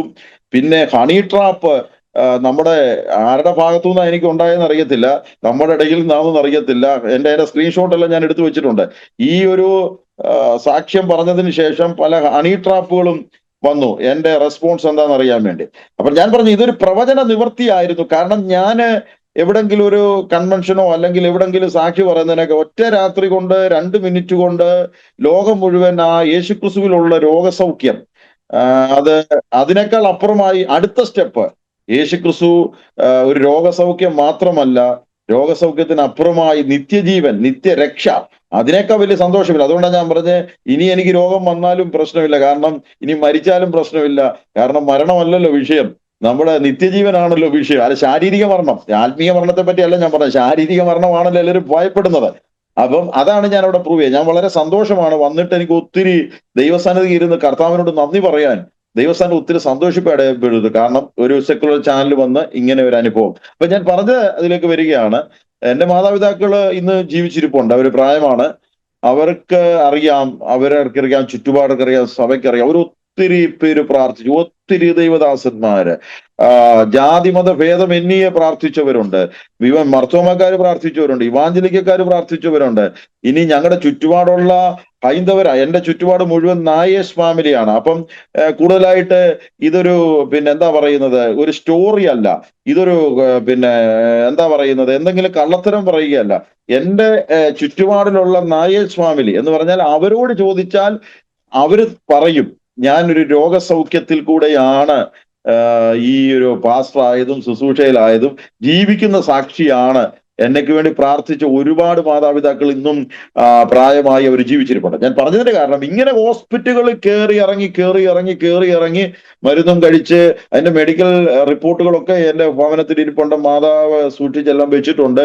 ഒരുപാട് ഹോസ്പിറ്റലിൽ ലാസ്റ്റ് പോയതാണ് കോഴിക്കോട് മെഡിക്കൽ കോളേജിൽ. അപ്പൊ ഞാൻ പറയാതെ തന്നെ എന്റെ സാക്ഷ്യങ്ങൾ പലരും പറയുന്നുണ്ട്. അപ്പം ഒരു കിഡ്നി സംബന്ധമായ രോഗത്തിൽ ഏകദേശം 9 വർഷത്തോളം, അല്ലെ 9 വയസ്സുവരെ ഞാൻ ചെറുപ്പകാലത്ത് ജീവിച്ചിരുന്നു. ഞാൻ 7 പ്രാവശ്യം മരിച്ചതാണ് കേട്ടോ. 7 പ്രാവശ്യം മരിച്ചെന്ന് ലോകം വിധി എഴുതി പൂവമ്മല സെമിത്തേരിയിൽ അടക്കാം എന്ന് വരെ തീരുമാനിച്ച് എന്റെ പിതാവ് കരഞ്ഞു, ഇവനെ ഇനി തിരിച്ചു കിട്ടത്തില്ലെന്ന്. അന്ന് പറഞ്ഞ് കിട്ടുവാണെങ്കിൽ കർത്താവിന് വേണ്ടി കൊടുക്കാമെന്നൊരു വാക്ക് പറഞ്ഞു. ഏതായാലും അത് ഭയങ്കരമായ ഒരു മിറക്കിളായിരുന്നു. ഒരു ആത്മീയ പശ്ചാത്തലത്തിൽ നിൽക്കുന്നെങ്കിൽ തന്നെയും ഞാൻ പറഞ്ഞില്ലയോ, എന്റെ പിതാവിന്റെ പിതാവ് സുവിശേഷ വേലയിൽ തൽപരനായിരുന്നു. എന്നാൽ എന്റെ പിതാവ് എന്ന് പറയുമ്പോൾ അതിനകത്ത് അനുഭവം ഉണ്ടെങ്കിലും വ്യക്തിപരമായ ഒരു അനുഭവമില്ല. അദ്ദേഹം പിന്നെ എന്റെ ജനനത്തോടൊക്കെ അനുബന്ധിച്ചൊക്കെ ഒത്തിരി അന്ന് വിദേശത്തായിരുന്നു. അന്ന് വിദേശത്തു നിന്ന് വരികയും അങ്ങനെയുള്ള കാര്യങ്ങളൊക്കെ വളരെ സജീവമായി എന്നെ ഒത്തിരി ഓമനിച്ച് വളർത്തി, എന്നെ കൂടുതൽ സ്നേഹിച്ചു. അതുകൊണ്ട് കർത്താവ് എന്നെ തൊട്ടത് കൊണ്ടാണ് എന്റെ ഫാദർ അതിതീവ്രമായ ഒരു സുവിശേഷ പ്രവർത്തകനായി കർത്താവിന് വേണ്ടി സമർപ്പിച്ച് ഓടുവാനിടയായി തീർന്നു. അങ്ങനെയാണ് അനുഭവം. അതെ, എന്ന് പറഞ്ഞാൽ പാസ്റ്ററുടെ രോഗം പിതാവിനെ ഒരു കർത്താവിൻ്റെ ദാസനാക്കി മാറ്റി. പാസ്റ്ററെ അതേ പാതയിലൂടെ തന്നെ കർത്താവ് കൊണ്ടുവന്നു. ഈ കയ്യില് ഫിസ്റ്റുല അല്ലേ, നമ്മൾ ഈ ഫിസ്റ്റുല എന്ന് പറയുമ്പോൾ എന്താ പറയുന്നത്, ഡയാലിസിസിനുള്ള സംവിധാനമൊക്കെ ചെയ്തിരുന്നോ? പെർമനന്റ് ആയിട്ട് ഇത് ചെയ്യുന്ന ഒരു സംഭവമാണ്. ഇതൊക്കെ ഞാൻ സത്യം പറഞ്ഞ ഇതൊന്നും ഇപ്പൊ ഓർക്കുന്ന പോലില്ല. അതാ ഞാൻ ചോദിച്ചത്. ഫിസ്റ്റുല എന്ന് പറയുന്നത് കിഡ്നി ട്രീറ്റ്മെന്റിന് വേണ്ടി ഉപയോഗിക്കുന്ന ഒരു പെർമനന്റ് സംവിധാനമാണ്. Anyway, ഇന്നേക്കൊരു 80s സംഭവിച്ചതാണല്ലോ. ഇന്നേക്കൊരു 30-35 വർഷങ്ങൾക്ക് മുമ്പാണല്ലോ സൗഖ്യമായത്. അതെ അതെ, തീർച്ചയായിട്ടും തീർച്ചയായിട്ടും. പാസ്റ്ററെ ആ ഒരു 9 വയസ്സുള്ളപ്പോൾ സൗഖ്യമായി, പിന്നീടുള്ള ആത്മീയ ജീവിതം, അതായത് ഇന്ന് വരുന്നൊരു ശുശ്രൂഷയിലേക്ക് ചുവടുവെക്കാനൊക്കെ എങ്ങനെയാ പിന്നെ ഒരു ദൈവപ്രവർത്തനം? അങ്ങനെ ഞങ്ങളുടെ വീട്ടിലൊരു പ്രയർ ഗ്രൂപ്പ് തുടങ്ങി. അത് പിന്നീട് ന്യൂ ഇന്ത്യ ചർച്ചക്കോടായി. വീട്ടിൽ ആരംഭിച്ച പ്രവർത്തനം കടയാറ്റ്, അവിടെ ഹൈന്ദവ ഏറിയാണ്. പുത്തൻ ശബരിമല എന്ന് പറയുന്ന അയ്യപ്പൻ യാത്ര ചെയ്ത് വന്ന സ്ഥലമാണ്. 2 ക്ഷേത്രങ്ങളുണ്ട്. ഒന്ന് തടിയൂർ ദേവി ക്ഷേത്രം, കടയാറ്. ഇതിന്റെ ഇടയിലാണ് ഞങ്ങൾ താമസിക്കുന്നത്. ഞാനവിടെ ജനിച്ചു വളർന്നെങ്കിലും നാടിനും വീടിനും ഒക്കെ ഒരുപാട് ഞാൻ ചെറുപ്പത്തിലെ എനിക്ക് സോഷ്യൽ വർക്കിനോടായിരുന്നു കൂടുതൽ താല്പര്യം നാട്ടിലെ. അപ്പൊ അതുകൊണ്ട് ഇന്നും അവിടുത്തെ പഞ്ചായത്തും അതുപോലെ തന്നെ അവിടുത്തെ ആൾക്കാരുമായിട്ടൊക്കെ പല കാര്യങ്ങൾ കഴിഞ്ഞ ചില വർഷങ്ങളായി ചെയ്യുന്നു. 9 വയസ്സ് കഴിഞ്ഞതിന് ശേഷം ഈ രോഗസൗഖ്യമൊക്കെ കിട്ടിക്കഴിഞ്ഞ് ഞങ്ങളുടെ നാട്ടിൽ വരുന്ന ദൈവദാസന്മാരുടെ കൂടെ ഞാൻ നടക്കുമായിരുന്നു. അവരെ എന്നെ കൊണ്ടുപോവുകയും അവരുടെ കൂടെ ഒരു എക്സ്പീരിയൻസ് എനിക്ക് ദൈവദാസന്മാരുടെ കൂടെ നടന്ന് കിട്ടിയിട്ടുണ്ട്. അങ്ങനെ ഞാൻ പിന്നീട് എന്താ പറയുന്നത്, കോളേജ് ജീവിതം അതുപോലെ തന്നെ അങ്ങനെയൊക്കെ വന്നപ്പോഴത്തേന് പിന്നെ ഒത്തിരി ദൈവത്തിൽ നിന്ന് അകന്നുപോയി. പിന്നീട് ഞാൻ സായിച്ചാന്റെ കൂടെ ജീസസ് മിഷൻ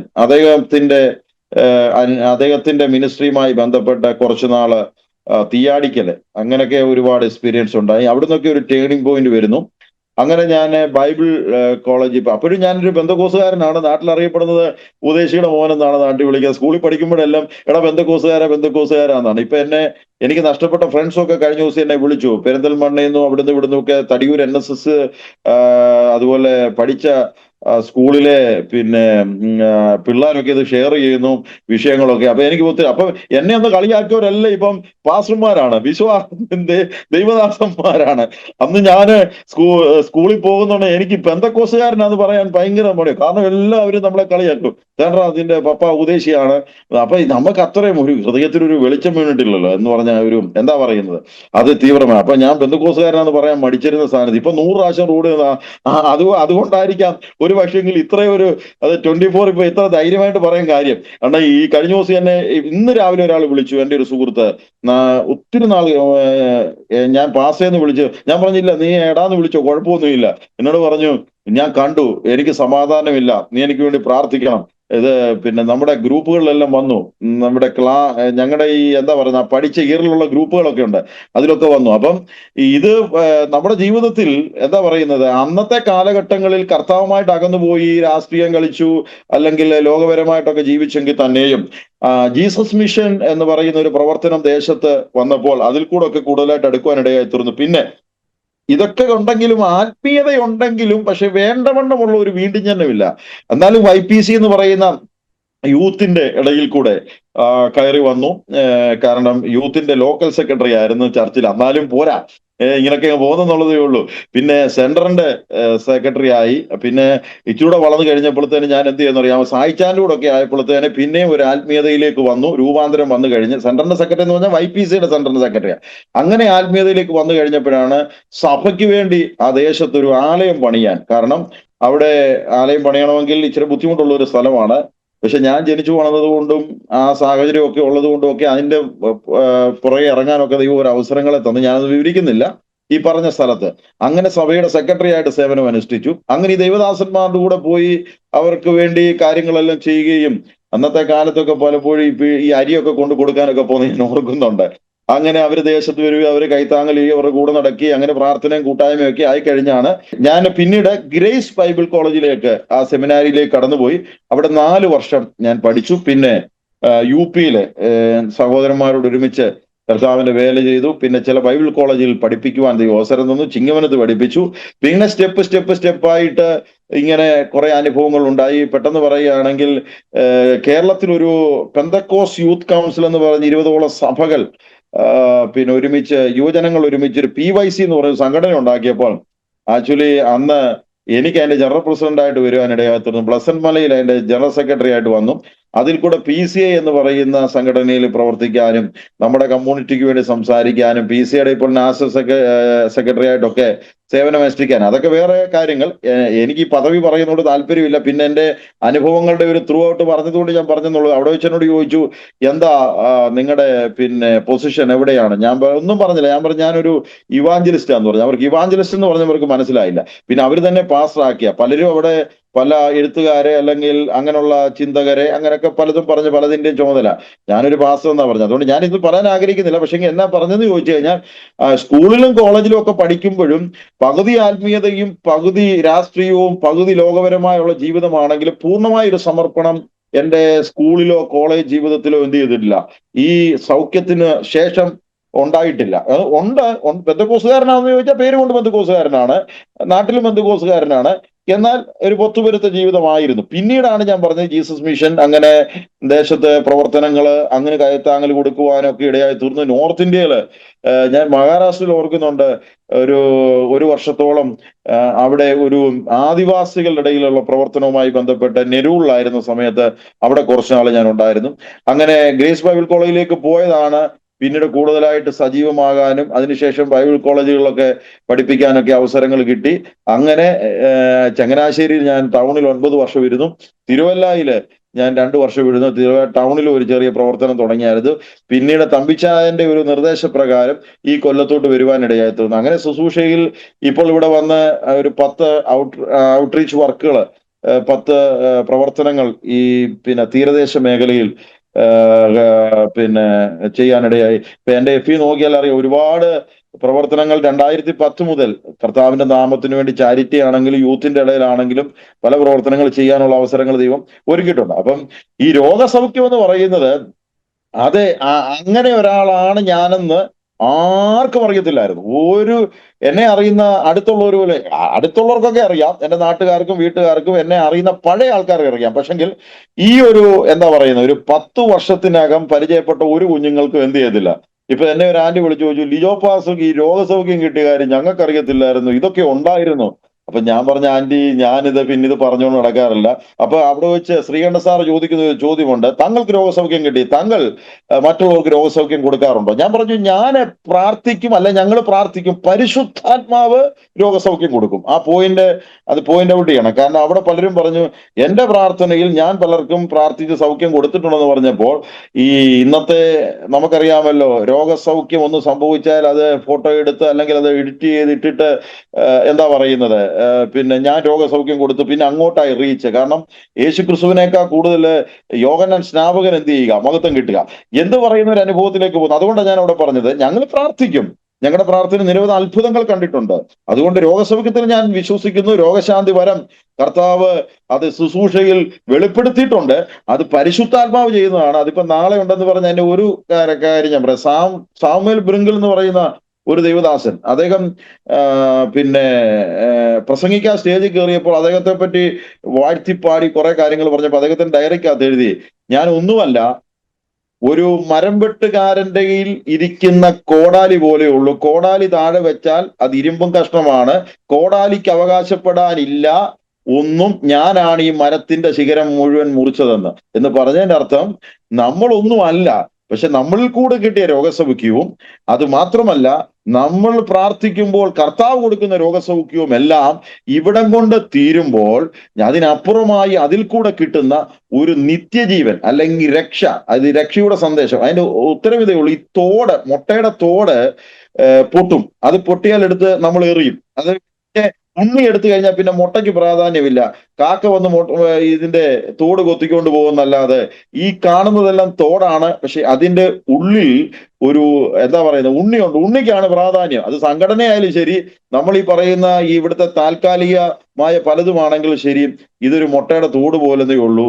അതുകൊണ്ട് രോഗസൗഖ്യം കിട്ടിയെന്നുള്ളത് അനുഭവങ്ങൾ കൂടെ എനിക്ക് പറയുവാൻ കഴിയും. പക്ഷെ അതിനപ്പുറത്ത് നിത്യജീവനും നിത്യരക്ഷയും ആത്മരക്ഷയും, അതാണ് നമ്മൾ അനുഭവിക്കുന്ന ഏറ്റവും വലിയ സന്തോഷം. ഒരു പക്ഷെങ്കിൽ ആ രോഗസൗഖ്യം എനിക്ക് ഉണ്ടായില്ലായിരുന്നെങ്കിൽ എനിക്ക് ഈ നിത്യതയെ പറ്റിയും രക്ഷയെ പറ്റിയുള്ള കാഴ്ചപ്പാട് കിട്ടുകയില്ലായിരുന്നു. അതൊരു ദൈവം ഒരു മുഖാന്തരം, അതൊരു നിമിത്തമാക്കി എൻ്റെ കുടുംബത്തിലും എൻ്റെ ദേശത്തിലും അങ്ങനെ ഒരു സഭ തുടങ്ങാനും കൂട്ടായ്മ തുടങ്ങാനും അന്ന് റാന്നിയിൽ 8 പേര് സ്നാനപ്പെടാനും ഒക്കെയുള്ള അവസരം ഒരുക്കി ഒരു ഉണർവിലേക്ക് നയിച്ചു. അങ്ങനെയാണ് റാന്നി തുണ്ടത്തിലെ പ്രിൻസ് ചാന്റെ ഫാദർ കുഞ്ഞോൻ ചാൻ അപ്പച്ചൻ ഇപ്പം അപ്പച്ചൻ അന്ന് പ്രിൻസ് ചാനൊക്കെ ചെറുപ്പമാ. അപ്പൊ അപ്പച്ചന്റെ ശുശ്രൂഷയിൽ ഞങ്ങളെല്ലാം ഒരുമിച്ച് കൂടുകയും അന്ന് അപ്പച്ചൻ എനിക്കൊന്ന് CC അബ്രഹാം അപ്പച്ചന്റെ കൂടെ ഒക്കെ ആയിരുന്നു ആ സമയത്ത്, ഞാൻ ഓർക്കുന്നുണ്ട്. അവര് പിന്നെ ന്യൂ ഇന്ത്യയുമായിട്ടുള്ള പ്രവർത്തനവുമായിട്ട് സജീവമാകുന്നു. അങ്ങനെ ഞങ്ങൾ അവിടെ ഒരുമിച്ചാകുന്നു. അങ്ങനെയാണ് റാന്നിയുമായി ബന്ധപ്പെട്ടുള്ള പ്രവർത്തനങ്ങളിലൊക്കെ സജീവമാകാൻ ദൈവം അവസരം തന്നു. ദൈവത്തിന് സ്തോത്രം. ഇത്തിരി കാര്യങ്ങൾ കേൾക്കാനിടയായി പാസ്റ്ററെ. ശാമുവേൽ ബ്രിങ്കിളിൻ്റെ കാര്യം പറഞ്ഞു. ശാമുവേൽ ബ്രിങ്കിളിനെ അറിയപ്പെട്ടിരുന്നത് ദ അപ്പോസ്തോൽ ഓഫ് ഹോളിനെസ് എന്നാണ്. ഈ പെന്റിക്കോസ്റ്റൽ ഉണർവ് ഒക്കെ ഉണ്ടാകുന്നതിന് മുമ്പുണ്ടായ ഒരു വലിയ ഹോളിനെസ് ഉണർവുണ്ട്. ഈ ആളുകളെ പിന്നെ വിശുദ്ധിയിലേക്ക് നയിക്കുന്നത്. ഞാൻ ഈ കഴിഞ്ഞ ദിവസങ്ങളിൽ നമ്മുടെ ചാനലിൽ പറഞ്ഞൊരു കാര്യമാണ്, എവിടെ ഉണർവുണ്ടാകണമോ ആദ്യം ഉണ്ടാകേണ്ടത് ഹോളിനെസ്സിനെ കുറിച്ചുള്ള ഒരു ചിന്തയാണ്. ശരിക്കും വിശുദ്ധിക്ക് വേണ്ടി ഒരുങ്ങുമ്പോഴാണ് പരിശുദ്ധാത്മാവ് ജനത്തെ ഉണർത്തുന്നത്. പാസ്റ്റർ അത് ശാമുവേൽ ബ്രിങ്കിളിനെ റെഫർ ചെയ്തുകൊണ്ട് പറഞ്ഞെന്ന് മാത്രമേ ഉള്ളൂ. പാസ്റ്ററെ, ജീവിതത്തിൽ നമുക്കൊന്നും പോഴുവാനോ പ്രശംസിപ്പാനോ ഒന്നുമില്ല. ഈ എല്ലാം യേശു കർത്താവാണ്. ഇത് ഞാൻ എപ്പോഴും പറയും, കർത്താവായ യേശു ക്രിസ്തു, അതാണ് നമ്മുടെ ഏറ്റവും വലിയ വിജയം. അതല്ല, മനുഷ്യരിൽ നിന്നല്ല, മനുഷ്യരാലുമല്ല, യേശു ക്രിസ്തുവിനാലും അവനെ മരിച്ചവരുടെ ഇടയിൽ നിന്ന് ഉയർപ്പിച്ച പിതാവിനാലും അത്രേ. അതേ പറയാനുള്ളൂ. ശാമുവേൽ ബ്രിങ്കിള് പിന്നെ സൽവേഷൻ ആർമിയുടെ എന്താ അതിന് പറയുന്നത്, ആനുവൽ കൺവെൻഷനൊക്കെ നടക്കുമ്പോൾ വരുന്ന ആളുകളുടെ ഷൂ പാത്തിരുന്ന് പോളിഷ് ചെയ്യുമായിരുന്നു. രാത്രി മുഴുവൻ ഉറങ്ങാതെ ഡെലിഗേറ്റ്സിന്റെ ഷൂ പോളിഷ് ചെയ്യുമായിരുന്നു. അതെ, വില്യം ബൂത്തിന് ശേഷം ദൈവം ഉപയോഗിച്ച മനുഷ്യനാണല്ലോ. അതെ, അവരെക്കുറിച്ചൊക്കെ നമ്മുടെ ജനറേഷനിലെ അടുത്ത ജനറേഷനിലെ ദൈവദാസന്മാർ പഠിക്കണം. ശരിക്കും ഹ്യൂമിലിറ്റി എന്തുവാ, താഴ്മ എന്താന്നൊക്കെ അവരിൽ നിന്നാണ് നമ്മുടെ അഭിഷക്തന്മാർ പഠിക്കേണ്ടത്. എന്റെ ദൈവദാസനെ, നമ്മുടെ ഇടയിൽ ഹ്യൂമിലിറ്റിയും ഒന്നും ഇല്ല, ഹോൾനെസ്സും ഇല്ലാത്തൊരു കാലഘട്ടത്തിലേക്ക് ഞാൻ പറയാറുണ്ട്, ഒരാൾ ആദ്യം പാസ്റ്റർ ആകേണ്ടത് അദ്ദേഹത്തിന്റെ വീട്ടിലാണ്, പിന്നാണ് ചർച്ചിൽ എന്ത് ചെയ്യുന്നത്. നമ്മുടെ കുടുംബമാണ് ഏറ്റവും വലുത്, ഇല്ലയോ? നമ്മുടെ കുഞ്ഞുങ്ങൾ, നമ്മുടെ കുടുംബം, അവിടെ സാക്ഷ്യമില്ല. ഈ പലരും നമ്മൾ പറയുന്ന ഒരു ഇങ്ങനെ പറയാം, ഈ എന്താ പറയുന്നത്, ഈ റിലീജിയൻ വിട്ട് റിലേഷനിലേക്ക് വരുന്നതാണ് ദൈവം ആഗ്രഹിക്കുന്നത്. അത് മാത്രമല്ല, ആചാര കർമ്മങ്ങൾ വിട്ട് രൂപാന്തരത്തിലേക്ക് വരുന്നതാണ് ദൈവം ആഗ്രഹിക്കുന്നത്. ഇത് ഇന്നത്തെ ബന്ധക്കോസുകാരോട് പറയാനുള്ളതാണ്. അഭിനയം വിട്ട് അനുഭവത്തിലേക്ക് വരുന്നതാണ്. കാരണം സത്യം പറഞ്ഞാൽ കർത്താവിനെ അറിയാനുള്ള മുഖാന്തരങ്ങൾ വിഷ്വൽ റെവലേഷനിൽ കൂടെ നമുക്ക് ഭൂമിയിൽ ദൈവം ഉണ്ടെന്നുള്ളത് തെളിയിക്കുന്നുണ്ട്. വിഷ്വൽ റെവലേഷൻ തന്റെ പ്രവൃത്തിയിൽ കൂടെ. അത് മാത്രമല്ല, നമ്മുടെ അനുഭവങ്ങളിൽ കൂടെ, ആ അനുഭവമാണല്ലോ ഈ ആസാദി ടിവിയിൽ കൂടെ ഞാൻ പറയുന്ന അനുഭവങ്ങളിൽ കൂടെ ദൈവം ഉണ്ടെന്നുള്ളത് വെളിപ്പെടുത്തുകയാണ്. പിന്നെ മനസ്സാക്ഷിയിൽ കൂടെ ദൈവം ഉണ്ടെന്ന് വെളിപ്പെടുത്തുന്നുണ്ട്. പിന്നെ റിട്ടേൺ റെവലേഷൻ വിശുദ്ധ വേദപുസ്തകത്തിൽ കൂടെ, പിന്നെ ക്രിസ്തുവിൽ കൂടെ ദൈവം ഉണ്ടെന്ന് വെളിപ്പെടുത്തുക. ഈ 5 റെവലേഷൻ അത് കിട്ടിയ ഒരു വ്യക്തി ഏതെങ്കിലും തരത്തിൽ യേശു ക്രിസ്തുവിലൂടെ ആയിരിക്കാം, റിട്ടേൺ റെവലേഷനിൽ കൂടെ ആയിരിക്കാം, വിഷ്വൽ റെവലേഷനിൽ കൂടെ ആയിരിക്കാം, അല്ലെങ്കിൽ അതെ പ്രവൃത്തിയിൽ കൂടെ ആയിരിക്കാം, മനസാക്ഷിയിൽ കൂടെ ആയിരിക്കാം. ഇപ്പൊ ഞാൻ പറഞ്ഞത് അനുഭവത്തിൽ കൂടെ. ഇപ്പം ക്രിസ്തുവിനെ കാണാനൊരു അനുഭവം എന്റെ ജീവിതത്തിൽ ഉണ്ടായി. അതാണല്ലോ ഏറ്റവും വലുത്. പക്ഷെ അതുകൊണ്ടാണ് ഞാൻ പറഞ്ഞ അഭിനയം വിട്ട് അനുഭവത്തിലേക്ക് വരണം. ഈ ആചാരകർമ്മങ്ങൾ ചർച്ചിലെയൊക്കെ വിട്ട് ഈ യേശു ക്രിസ്തുവിനേക്കാൾ കൂടുതൽ സംഘടനയ്ക്കും ഒക്കെ പ്രാധാന്യം കൊടുക്കുന്നിടത്തൊക്കെ പരാജയമാണ് സംഭവിക്കുന്നത്. ഈ രക്ഷയുടെ സന്തോഷം എന്ന് പറഞ്ഞാൽ അത് ഭയങ്കര സന്തോഷമാണ്. ആ സന്തോഷം എന്ന് പറഞ്ഞു കഴിഞ്ഞാൽ അതൊന്നും പറഞ്ഞറിയിക്കാൻ പറ്റത്തില്ല. അത് വ്യക്തിപരമായിട്ട് എക്സ്പീരിയൻസ് ചെയ്താലേ പറ്റത്തുള്ളൂ. പക്ഷെ അത് നഷ്ടപ്പെടുത്തി കളയുന്നത് നമ്മൾ ഈ സംഘടനയും ഈ സംവിധാനവും ഇങ്ങനെയുള്ള ആചാര കർമ്മങ്ങളും അനുഷ്ഠാനങ്ങളും. നമുക്ക് ഈ ആചാര കർമ്മങ്ങളൊന്നും ഇല്ലെന്നല്ല, നമുക്ക് എല്ലാ ആചാരങ്ങളും അങ്ങനെയുള്ള സിസ്റ്റം ഒക്കെ ഉണ്ട് സഭയ്ക്കകത്തൊക്കെ. അതിൽ നിന്നൊക്കെ പുറത്ത് വന്നൊരു പ്രത്യേക അനുഭവത്തിൽ കൂടെ നമ്മൾ എന്ത് ചെയ്യണം? ജീവിക്കണം. അവിടെയാണ് നമ്മുടെ ആ ജീവിതത്തിന്റെ ഏറ്റവും വലിയ സൗന്ദര്യം, അല്ലെങ്കിൽ ആ ജീവിതത്തിന്റെ ഏറ്റവും വലിയ മനോഹാരിത മനസ്സിലാക്കാൻ സാധിക്കുന്നു. ആ ഒരു ഷോയിൽ തന്നെ ഏറ്റവും കൂടുതൽ ചർച്ച ചെയ്യപ്പെട്ടത് ഈ രംഗത്തിലെ തട്ടിപ്പുകാരെ കുറിച്ച്. അപ്പം ആ തട്ടിപ്പുകാരെ കുറിച്ച് പറയുമ്പോൾ മറ്റ് പലയിടത്തും തട്ടിപ്പുണ്ടെന്ന് പറയുന്ന കൂട്ടത്തിൽ നമ്മുടെ ഇടയിൽ തട്ടിപ്പുണ്ടെന്നുള്ളതും ആളുകൾ എടുത്തു പറഞ്ഞത് നമുക്ക് ഡിഫെൻഡ് ചെയ്യേണ്ടി വന്നല്ലേ ഫസ്റ്റേ? അതൊരു വലിയ സങ്കടമാണ്. അത് ഞാനിത് പറഞ്ഞത് അവര് പറഞ്ഞത് നമുക്ക് തെറ്റാണെന്ന് പറയാൻ പറ്റത്തില്ല. കാരണം ക്രിസ്തു മതത്തിലും ഇസ്ലാം മതത്തിലും അതുപോലെ തന്നെ ഹൈന്ദവ മതത്തിലും എല്ലാത്തിന്റെ അകത്തും പിന്നെ ഈ തട്ടിപ്പുകൾ ഉണ്ട് എന്ന് എനിക്ക് അവിടെ പറയേണ്ടതായിട്ട് വന്നു. ഇപ്പൊ ഒറിജിനൽ ഉണ്ടെങ്കിലേ ഉള്ളല്ലോ ഡ്യൂപ്ലിക്കേറ്റ്. 500ന്റെ ഡ്യൂപ്ലിക്കേറ്റ് കാണും, 400ന്റെ ഡ്യൂപ്ലിക്കേറ്റ് ഒരിക്കലും ഇല്ല. കാരണം ഒറിജിനൽ ഉണ്ടെങ്കിലേ ഡ്യൂപ്ലിക്കേറ്റ് ഉള്ളൂ. പിന്നെ അവിടെ ഇപ്പൊ ഞാനൊരു കാര്യം ചോദിച്ചോട്ടെ, ഇപ്പം ശബരിമലയിലാണെങ്കിലും ചക്കുളത്താണെങ്കിലും ആറ്റിങ്ങലാണെങ്കിലും അല്ലെങ്കിൽ എവിടെങ്കിലും ഉള്ള എന്താ പറയുന്ന മുസ്ലിം പിന്നെ ഇസ്ലാമിക തീർത്ഥാടന കേന്ദ്രങ്ങളിലാണെങ്കിലും അവർക്ക് ഒരുപാട് അവരുടെ അനുഭവങ്ങൾ പറയാനുണ്ട്. അതിനെ നമുക്ക് കണ്ണിക്കാൻ പറ്റത്തില്ല. പറ്റുമോ?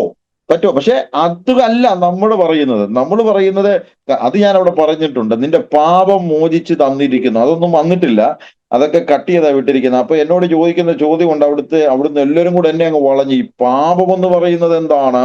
അപ്പൊ പാപം ഞാൻ പറഞ്ഞു, ദൈവത്തിന്റെ കൽപ്പന ലംഘിച്ചത് പാപം, ദൈവത്തിന്റെ നിയമം തെറ്റിച്ചത്, ദൈവ സാന്നിധ്യം വിട്ടുപോയത്, അനുസരണക്കേട് കാണിച്ചത് പാപം.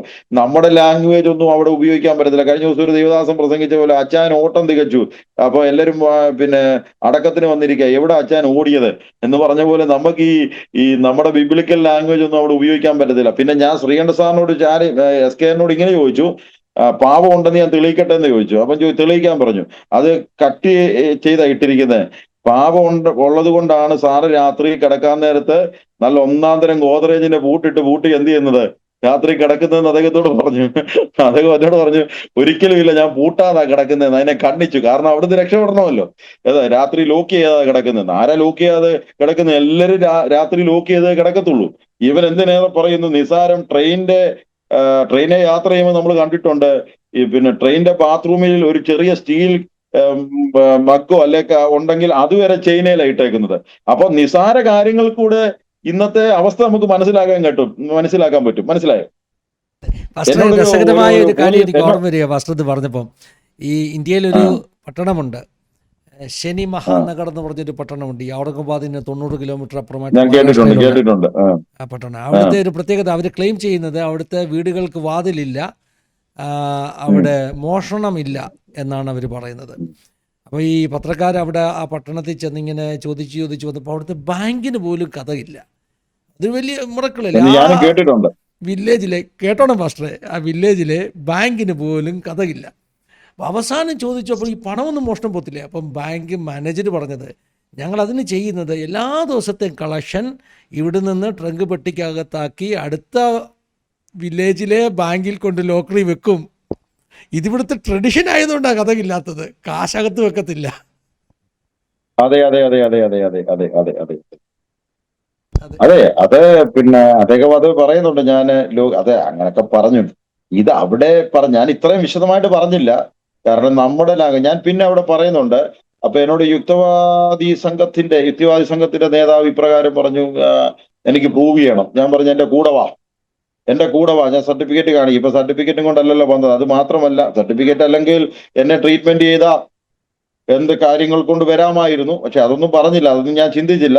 ഞാൻ പറഞ്ഞു, എന്റെ കൂടെ വന്നാൽ ഈ എന്റെ എന്താ പറയുന്നത്, എന്റെ കമ്മ്യൂണിറ്റിയിലുള്ളതല്ല, യേശുക്രിസ്തുവിനെ സ്വന്തം രക്ഷിതാവും കർത്താവുമായി സ്വീകരിക്കാത്തവരായിട്ടുള്ളവരുടെ വായിൽ നിന്ന് എന്റെ രോഗസൗഖ്യത്തെ പറ്റി ഞാൻ കേൾപ്പിക്കാം. അത് പറഞ്ഞാൽ പുള്ളി അവിടെ ക്ലോസ് ചെയ്യുന്നത്. മനസ്സിലായോ? അപ്പൊ ഞാൻ പറഞ്ഞതിൽ അത് എല്ലാം ഒന്നും അവരെല്ലാം എഡിറ്റ് ചെയ്തൊക്കെ ഇട്ടിരിക്കുന്നത്. കാരണം ഏതായാലും യേശുക്രിസ്തു മാത്രം ഏകരക്ഷകൻ, നിത്യജീവൻ യേശുക്രിസ്തുവിൽ കൂടെ മാത്രമേ ഉള്ളൂ. ഇവിടെ താൽക്കാലികമാണ് ഈ രോഗസൗഖ്യമെല്ലാം. അച്ഛൻ കൊടുത്താലും പാസ്റ്റർ കൊടുത്താലും ആര് കൊടുത്താലും ഇവിടെ താൽക്കാലികമാണ് എന്ന് പറഞ്ഞത് അവരേതായാലും ഇട്ടത് ഏതായാലും നന്നായി പോയി. അതെ, ആ ഭാഗം കട്ട് ചെയ്തില്ലല്ലോ. അതവര് കട്ട് ചെയ്തിട്ടു. ദൈവത്തിന് സ്തോത്രം. അപ്പൊ ഞാൻ പറഞ്ഞത് അങ്ങനെ ട്രീറ്റ്മെന്റിൽ കൂടെ ഒരുപാട് മെഡിസിന് ഉപയോഗിച്ചു. ഈ 3 ട്യൂബ് ഘടിപ്പിച്ച് എന്റെ ജീവിതത്തിൽ എനിക്ക് മറക്കാൻ പറ്റാത്ത അനുഭവങ്ങളുണ്ട്. എല്ലാം ഒന്നും ഓർമ്മയില്ലെങ്കിലും എന്റെ മാതാപിതാക്കൾ കരയുന്നതും ഇന്ന് മരിക്കും നാളെ മരിക്കും എന്ന് പറഞ്ഞു കഴിഞ്ഞാൽ ഈ ഒന്ന് തീർന്നു കിട്ടിയായിരുന്നെങ്കിൽ ഇങ്ങനെ ഈ വെച്ചോണ്ട് എന്താ പറയുന്നത്, ഡെഡ് ബോഡി പോലെ വീട്ടിൽ ഒറ്റ കിടപ്പാണ്. 3 ട്യൂബ് ഘടിപ്പിച്ച് വയറെല്ലാം വീർത്ത് പിന്നെ നിലത്തൊക്കെ ഞാൻ കിടക്കുന്ന ഓർക്കുന്നുണ്ട്. കട്ടിലേന്ന് നിലത്ത് കൊണ്ടുവച്ചു എല്ലാരും കൂടി ഇരുന്ന് പ്രാർത്ഥിക്കുന്നു. പിന്നെ പാട്ടുകള്, ആശ്വാസത്തിന്റെ പാട്ടുകളൊക്കെ പാടുന്നു. ഇപ്പം തീരാൻ പോവുകയാണ്. അപ്പം വെള്ളമൊക്കെ വായിൽ ഒഴിച്ചു തരുന്നുണ്ട്. ഇപ്പം മരിക്കും അതൊക്കെ ഞാൻ ഓർക്കുന്നുണ്ട്. ഇപ്പം മരിക്കും ഇപ്പം തീരും. അപ്പൊ ആരാണ്ട് ചോദിച്ചു, അച്ഛാ പിന്നെ കല്ലറയൊക്കെ റെഡിയാക്കണ്ടായോ, പിന്നെ പെട്ടിയൊക്കെ മേടിച്ച് ക്രമീകരണങ്ങളൊക്കെ എന്തോ ഇതിന്റെ കാര്യങ്ങളെല്ലാം ചെയ്യണം. ഇതെല്ലാം അബോധ മനസ്സിൽ ഞാൻ കിടക്കുക. ഇതെല്ലാം ഇവിടെ സംസാരിക്കുന്നുണ്ട്.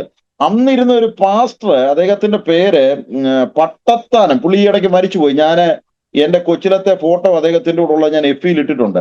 പട്ടത്താനം കുഞ്ഞുഞ്ഞുവാസം എന്ന് പറഞ്ഞൊരു പാസ്റ്ററാണ്. അല്ലാതെ വേറൊരു പാസ്റ്റർ ഉണ്ടായിരുന്നു. ആ പാസ്റ്റർ പേര് പിന്നെ അച്ഛനെന്നാണ് ഞങ്ങളെല്ലാവരും വിളിക്കുന്നത്. അദ്ദേഹം പ്രായമായിരിക്കുക. അപ്പൊ ഈ പട്ടത്താനും കുഞ്ഞുഞ്ഞു പാസ്റ്ററും ഒക്കെ ഇരുന്ന് മണിക്കൂറുകൾ പ്രാർത്ഥിക്കുക. അന്നത്തെ കാലമില്ലയോ. അപ്പൊ ജനമെല്ലാം ഭയങ്കര പ്രശ്നമാണ് പുറത്തുനിന്ന്. അങ്ങനെ ഞങ്ങളുടെ ചുറ്റുപാടുള്ള ഹൈന്ദവരായിട്ടുള്ള ഞങ്ങൾ വളരെ ക്ലോസ് ആയിട്ടുള്ളൊരു വിളിച്ച ഞാൻ ഓർക്കുന്നുണ്ട്, ഒരു രഘുപ്പിള്ള, അദ്ദേഹം ഓടി പിന്നെ ഈ വിവരം അറിയിക്കുക. അന്ന് ഫോണില്ലല്ലോ. അപ്പം തീയാടിക്കൽ എന്റെ ബന്ധുക്കളൊക്കെ അയക്കുന്നു. അവരെ വിളിച്ചോണ്ട് വന്നു. അപ്പൊ ആൾക്കാരൊക്കെ പറയാൻ തുടങ്ങി, ഇവർ ഈ പ്രാർത്ഥിച്ച് കൊല്ലുകയാണല്ലോ. അപ്പൊ ഈ വയറെല്ലാം വീർത്ത് ഏത് സമയത്തും നീര് വന്ന് മരിക്കാറായി കിടക്കുന്ന ഈ 3 ട്യൂബ് ഘടിപ്പിച്ച് കിടക്കുകയില്ലോ. അങ്ങനെ എത്ര ഹോസ്പിറ്റലുകളിൽ എന്നെ കൊണ്ടുപോയി. 9 വർഷത്തെ ട്രീറ്റ്മെന്റ് ആയിരുന്നു. പക്ഷെ ആ 9 വർഷത്തെ ട്രീറ്റ്മെന്റ് എന്നെ ഒരിക്കലും രക്ഷപ്പെടുത്തിയില്ല. ഒറ്റ തീരുമാനമാണ് എന്റെ പിതാവ് എടുത്തത്.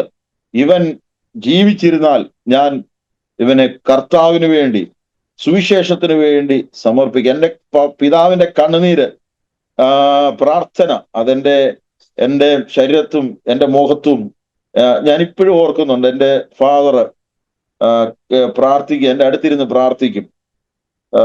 ആദ്യം അദ്ദേഹം ഗൾഫിൽ നിന്നൊക്കെ ഇങ്ങനെ വന്നല്ലോ. വന്നു കഴിഞ്ഞതിന് ശേഷം എന്റെ പിതാവിന്റെ കണ്ണുനീര് എന്റെ മുഖത്തും എന്റെ ശരീരത്തും വീണ ഞാൻ ഇന്ന് ഓർക്കുന്നുണ്ട്. ആ കണ്ണുനീര് ഇപ്പൊ അതൊക്കെ ഞാൻ ഓർക്കുക ഇത് പറഞ്ഞപ്പം.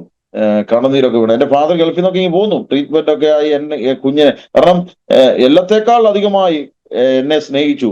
ആ സ്നേഹിച്ചതിനെ തന്നെ ദൈവം തൊട്ടു.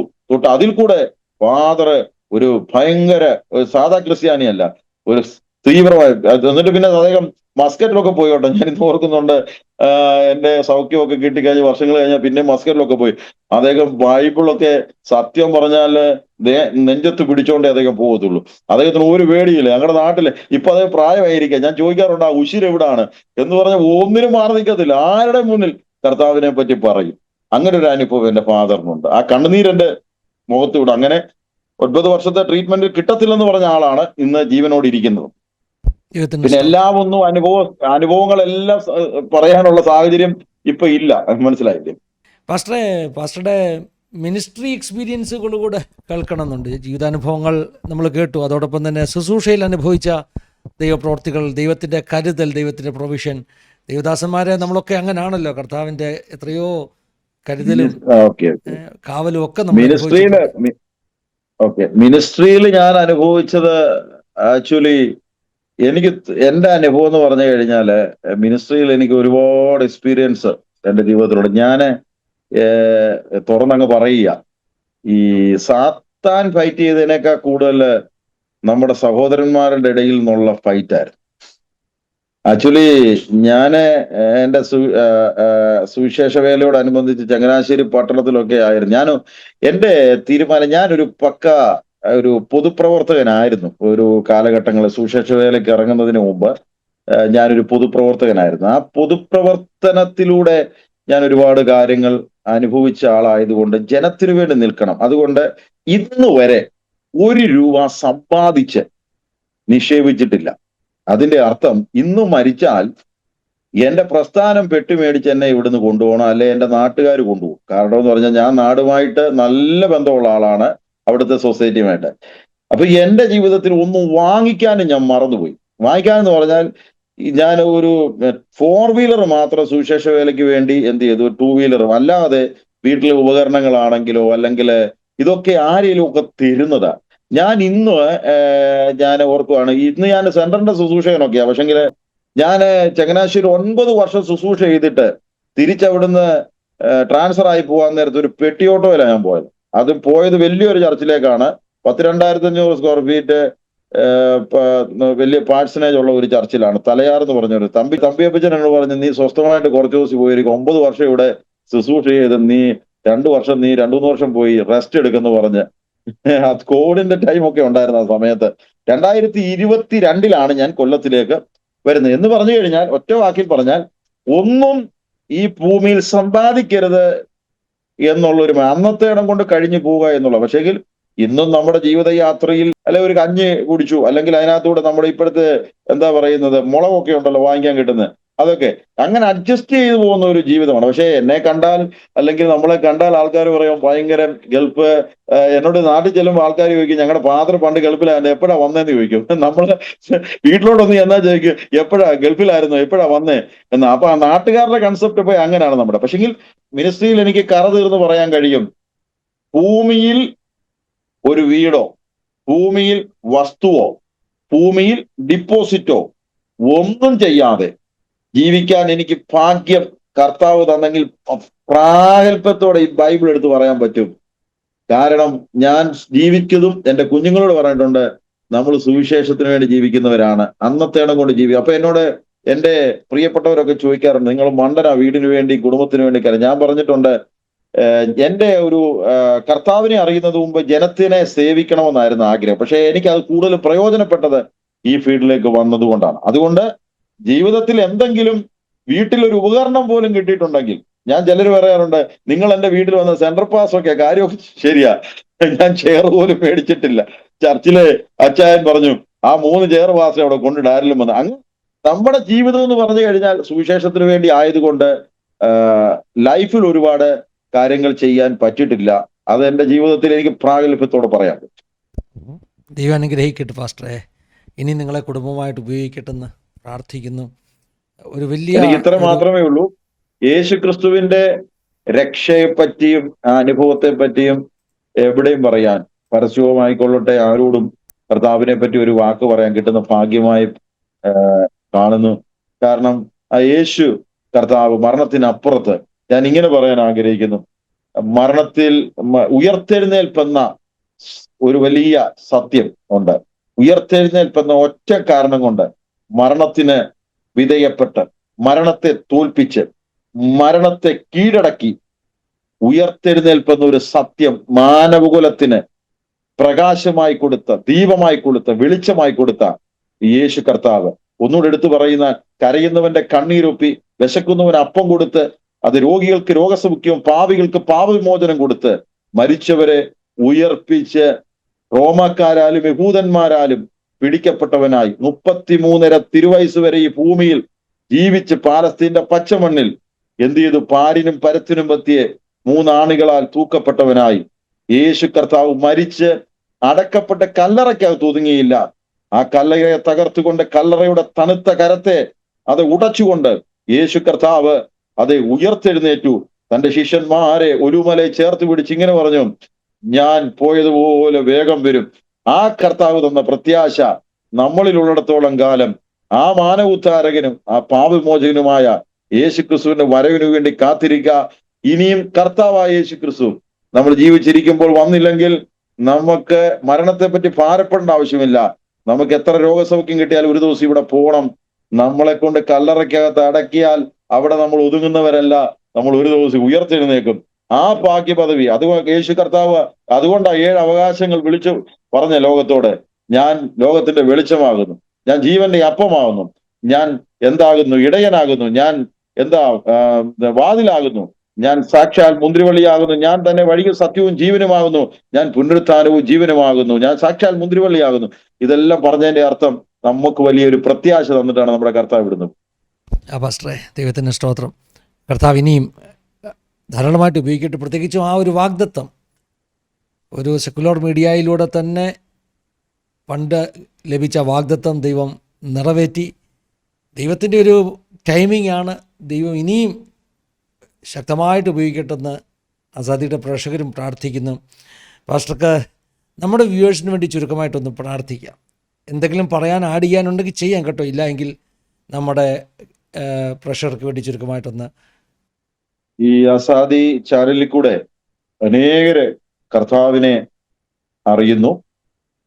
അനേകരുടെ അനുഭവങ്ങൾ മറ്റുള്ളവരിലേക്ക് എത്തിക്കുമ്പോൾ ഈ മീഡിയ ചെയ്യുന്ന ഏറ്റവും വലിയ പരമപ്രധാനമായ ഒരു ദൗത്യം എന്ന് പറഞ്ഞാൽ പാരിലെ മനുഷ്യനെ പരത്തിലേക്ക് നയിക്കുവാൻ പരമസമ്പന്നനായ ദൈവം ഒരുക്കിയ പരമ പദ്ധതിയുടെ ഏറ്റവും വലിയ കാതലായ ലക്ഷ്യമാണ് ഈ പ്രിയപ്പെട്ടവർ ചെയ്യുന്നത്.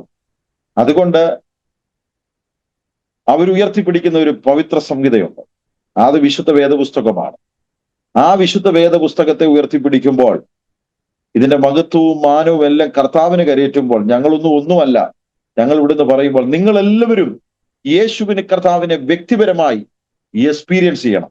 ഞങ്ങൾ നിങ്ങൾക്ക് വേണ്ടി പ്രാർത്ഥിക്കാം. ഞാനും പ്രാർത്ഥിക്കാം, ദൈവദാസനും പ്രാർത്ഥിക്കും. നിങ്ങൾ യേശു കർത്താവിനെ എക്സ്പീരിയൻസ് ചെയ്യുവാൻ, ഞാനും നിങ്ങളും യേശു കർത്താവിനെ എക്സ്പീരിയൻസ് ചെയ്യുവാൻ. ഒരു മിഷണറി ഒരു ദേശത്ത് താമസിച്ചാൽ അവൻ യേശുവിനെ റെപ്രസെന്റേറ്റീവ് ചെയ്യുന്നവനായി മാറണം. ഒരിക്കലും ഒരു കുഞ്ഞ് തൻ്റെ ലെറ്റർ കാർഡ് അല്ലെങ്കിൽ ഇല്ലന്റില് ഇങ്ങനെ എഴുതി, ഞാൻ ആകെപ്പാടെ ഒരു വല്ലാത്ത അവസ്ഥയിൽ കൂടെ കടന്നുപോയി. എന്റെ മാതാപിതാക്കൾക്ക് എന്നെ സംരക്ഷിക്കാൻ കഴിയുന്നില്ല, പട്ടിണിയാണ്, വളരെ ബുദ്ധിമുട്ടാണ്. അഡ്രസ് വെക്കാൻ ടു ജീസസ് ഹെവൻ എന്ന് വെച്ചു. ഈ ലെറ്റർ കൊണ്ടുവന്ന് തപാൽ പെട്ടിയിൽ കൊണ്ടിട്ടു. തപാൽ പെട്ടിയിൽ നിന്ന് ഇതെടുത്ത് പോസ്റ്റ്മാൻ കളക്ട് ചെയ്തപ്പോൾ ഒരു അഡ്രസ് കണ്ടു, ടു ജീസസ് ഹെവൻ എന്ന് കണ്ടു. എന്നാൽ ഈ തപാൽ പെട്ടിയിൽ നിന്ന് എടുത്ത പോസ്റ്റ്മാൻ ഇത് നോക്കുമ്പോൾ ഇതെവിടെ കൊടുക്കും? അങ്ങനെയാണ് ഒരു മിഷണറിയുടെ ജീവിക്കുന്നുണ്ട്. ആ മിഷണറിയെ പെട്ടെന്ന് ഓർമ്മ വന്നു. ഈ ലെറ്റർ ആ മിഷണറിയുടെ കൈ കൊണ്ട് കൊടുത്തു. അപ്പൊ ജീസസ് എന്ന് ഓർമ്മ വന്നപ്പോൾ ആ മിഷണറിയാണ് ഓർമ്മ വന്നത്. അങ്ങനെ ആ മിഷണറി ആ കുടുംബത്തിന്റെ ഉത്തരവാദിത്വം ഏറ്റെടുക്കുന്നു, ആ കുഞ്ഞുങ്ങളുടെ അവസ്ഥ മാറ്റുന്നു. അതുകൊണ്ട് ആസാദി ചാനല് എന്ന് പറയുന്ന ഈ ചാനൽ യേശു ക്രിസ്തുവിനെ റെപ്രസെന്റേറ്റീവ് ചെയ്യുന്ന ചാനലാണ്.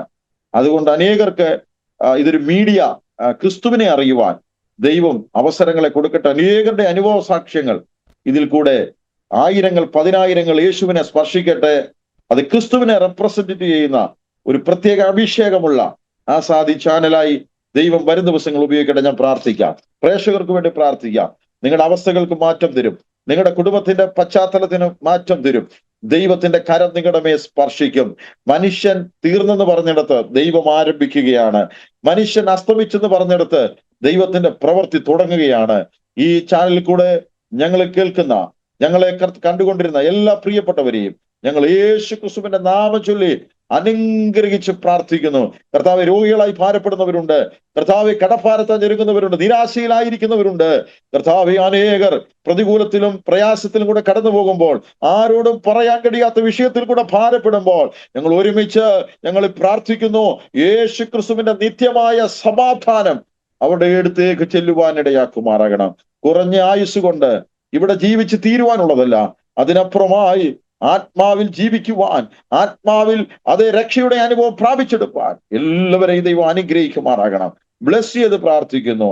പിതാവിന്റെയും പുത്രന്റെയും പരിശുദ്ധാത്മാവിന്റെ നാമത്തിൽ ഞങ്ങൾ ഒരുമിച്ച് അനുഗ്രഹിക്കുന്ന പ്രേക്ഷകരെ, ഇതിൽ കൂടെ ആയിരങ്ങൾ പതിനായിരങ്ങൾ യേശുവിന്റെ സാന്നിധ്യം ദർശിക്കട്ടെ എന്ന് ഞങ്ങൾ ഒരുമിച്ച് പ്രാർത്ഥിക്കുന്നു. പ്രാർത്ഥന കേട്ടനായി സ്തോത്രം, യേശു കർത്താവിന്റെ നാമത്തിൽ തന്നെ. ആമേൻ, ആമേൻ. താങ്ക് യു പാസ്റ്ററെ, ഒത്തിരി അനുഗ്രഹിക്കപ്പെട്ട ജീവിതാനുഭവങ്ങൾ പങ്കുവച്ചതിൽ, ഇത്രയും സമയം ഞങ്ങളോടൊപ്പം എല്ലാവർക്കും ക്രിസ്തുയേശുവിലുള്ള നന്ദിയെ ഞാൻ അറിയിക്കുന്നു. പ്രത്യേകിച്ച് ആസാദി ചാനലിൽ കൂടെ ഞങ്ങളെ കണ്ടുകൊണ്ടിരുന്ന എല്ലാ പ്രിയപ്പെട്ടവരും. Okay, God bless you. Thank you pastor. ദൈവം ധാരാളം അനുഗ്രഹിക്കട്ടെ. God bless you all. Have a wonderful time. Thank you for watching. God bless U.